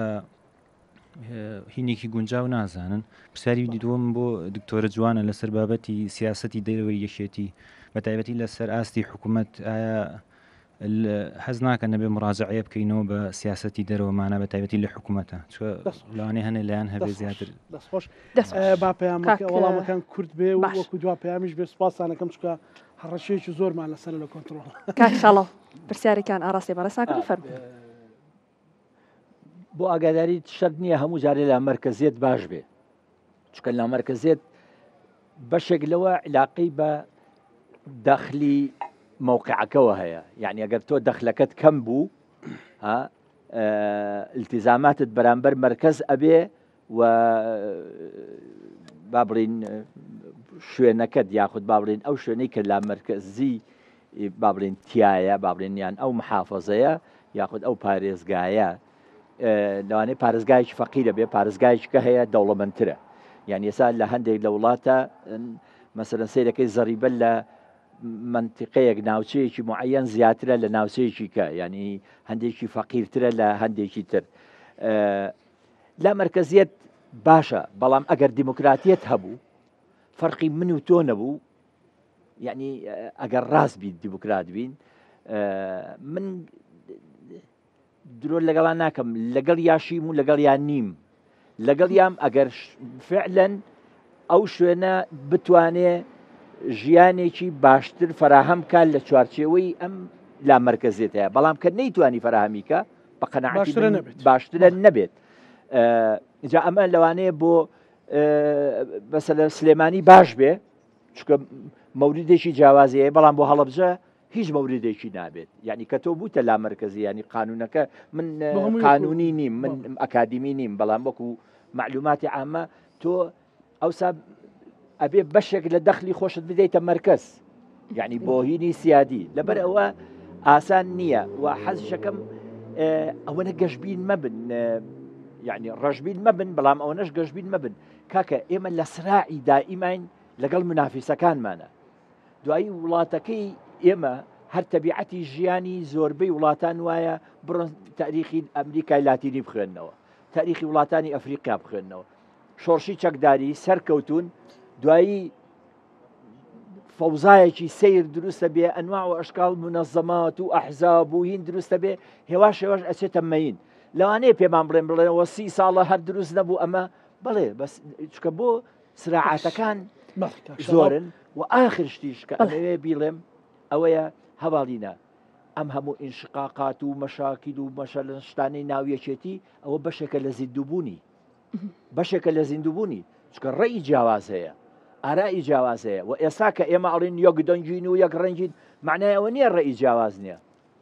ڕێی زۆر جیاوازیش هەیە بەڵام ئەوەیە ئەو ڕێیەی کە لە نەتیجەی کۆبوونەوەکانە سەرکەوت هەمومان ئیش بەو ڕێیە ئەەکەین یعنی حتا ئەگەر هەڵش بێ هەمومان ئیش بەو ڕێیەکەین بەڵام زیندوبوونی یەکێتی لە حرەکەتەکەی دکتۆرە جوان بە کورتی بێ چێشێک لە وەڵامەکان باسی سیاسەتی دەرەوەی سیارەکە تێنەگەیشتم ینی سیاسەتی دەرە وتی سیاسەتی دەرەوەی حکوومەت ینی ئەلەوە تێنەگەی هەر لە سەئاسی حەزبی و سەئاسی حکوومیە باسی لەوەی ژیاریانەوە دەست پێەکەم گەنج بۆ بترسێلەوەی کە بێتە ناو ڕەبتی یەکەمەوەنە بۆی کە کاکەڕەن و پرسیاری کرد ئەمان تەشویشێکی زۆر بە قۆتیان لەسرە تەشویشێکی ئێجگار فکری بە قۆتان لەسرە ئەویش لە چێوە هاتووە لە حزبە پۆپولیستەکانەوە هاتووە بۆ ئەها مەسەلەن فترەیەک نەوع جلێک دایەت ئەمەیان ئەمە لە کۆمەڵاسیە 1 ساڵی تەواو ئەمە مادەیە لە مەرحەلەیەکە ئەخوێن تەلەبە کە شتێک گێت مۆدێلێک گێت بەبێ ئەوەی کە هەستی پێ بکەی سیرێکی لاسایی ئەکەیتەوە بەسەس بە خۆ ناکەی یعنی ئەمە شتێکی نەفسیە ئەوەشی کە ڕوو ئاات لەسەر گەنج ئێستا و لەسەر قاعیدەی لەسەر جەماوە بە سوڕەتێکی عام زۆبێ زۆری و حزبانەوە و حرەکە پۆپولیستانی کە ئێستا لە ساحەکە هەن تۆ سەیری وەرە سەیری فەیسبووکە بڕۆ سەیری عەلامەکانیان کە وەرە ڕادیۆیەکەکەیتەوانێت لە سیارەکە جۆت لە چییە شت هەیە ئێمە خۆمان کۆبوونەوەی خۆمان کۆبوونەوەمان کردووە شتێک هاتووینەتە دەرەوانێ سێرەکەی شتێکی لەسەر وتراوە ئەسڵەن ڕووی نەیاوە بەڵام بڵاو بۆتەوە کەسە نزیکەکانی خۆمان ئەوە چییە فلاش لە ناو وانە ڕووی نەیاوە شتیوە ئەسڵەن نەوتراوە بەڵام یەک کەس بڕۆی پێ نەکردون کە شتە ڕووی نەیاوە ئامی خەڵک بۆ چونکە نەوعێک لە فکر بڵاوە کرێتەوە وا دلی ئەکا کە تۆ نەوێری بڵی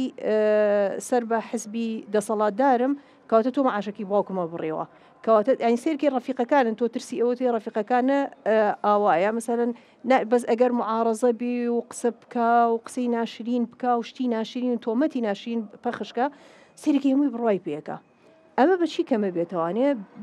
بەوەی کە تۆ ڕەوتێکی دژ بەوە هەبێت ئەبێ هەبێت ینی چ ئەگەر ئەو ڕەوتە دژ بە و فکرە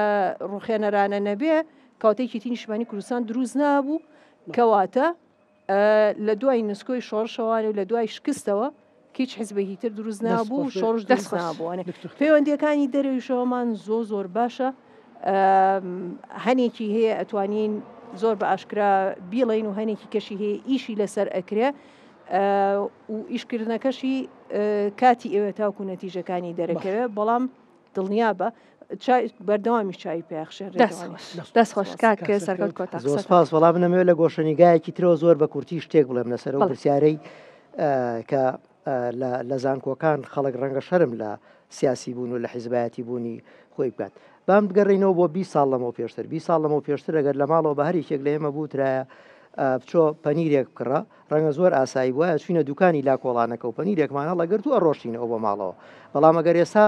بە یەکێکمان بڵێن یان ئێمە بە مناڵەکانمان بڵێن بڕۆ پەنیرێک بڕە ئەبێ بڵێ کام جۆر لە کام کۆمپانیا دروست کراوە لە کوێ مێژووی دروستکردن و کۆتایی هاتنەکەشی کوێیە بۆیە ئێمە لە سەردەمێکی مەبەستم لەوەی بڵێم ئێمە لە سەردەمێکی گۆڕاوە ئەژین و لە سەردەمێکا پڕە لە جیاوازی لە سەردەمێکە کە ئەم جیاوازیانە پێویستە جیای بکەیتەوە تەشخیصی بکەیت بەڵام بۆ ئەمە چیمان پێویستە پێویستمان بە شارەزاییە پێویستمان بە جورئەتە پێویستمان بە بڕیاردانە بۆیە لە کایی سیاسیشا لە ناوزان کۆلیان لە هەر کایەکی تری کۆمەڵایەتیا کە مرۆڤی شەکات پێویستی بەوەیە کە ئەمانە جیا بکاتەوە ئایا ئێمە لەگەڵ شەپۆلێک بڕۆین کام شەپۆلە نامان گەینێتە هیچ و سەرنجامەکەی ئەمان گەێنێتە تونێلێک کە ئەو سەریمان لێ دیار نییە یان بگەینە ئەو شوێنەی کە ئەو سەری تونێلەکەمان لێ دیارە بەڕای من هەڵبژارنی یەکێتی نیشتیمانی کوردستان واتە دیاربوونی ئەو سەری تونێلەکە هەڵبژارنی یەکێتی نیشتیمانی کوردستان واتە سیاستکردن بە جورئەت یا هەڵبژارنی یەکێتی نیشتیمانی کوردستان واتە گەڕان بە دوای دۆزینەوەی ڕاستیەکان و گەڕان بە دوای ئەو ئامانجە نیشتیمانی و کۆمەڵایەتیانەی کە سەرنجام هەم بۆ خۆمان هەم بۆ نەوەکانی دوای خۆمان ئەتوانێت شتێک دەستەبەر بکات ئەمەش بە کێکرێت بە تەنها بە ئێوە بە گەنجانەکرێت بۆیە ئومێدی سەرکەوتنتان بۆ خواست زۆر سپاس بۆ بەڕێز کاک سەرکەوتزەچی ئەندای مەکتەبی سیاسی یەکێتی نیشتیمانی کوردستان سپاس بۆ بەڕێز دکتۆرە جوان حەسان ئەندای مەکتەبی سیاسی یەکێتی نیشتیمانی کوردستان سپاس بۆ بەڕێز کاک شاڵاو عەلیاسکەری ئەندای مەکتەبی سیاسی یەکێتی نیشتیمانی کوردستان و زۆر سپاس بۆ ئێوەش قیادەی داهات و سەرکردایەتی داهاتووی کورد و یەکێتی نیشتیمانی کوردستان ئینشاءڵڵا لاە بنەوەی تێگەیشتم بە ئاسانی کەینەوەکەوەی ئەڵێ بە دەرەنجامەکە بدەین ئەوەیە کە یەکێتی نیشتیمانی کوردستان لە مێژووی 50 ساڵی خۆیدا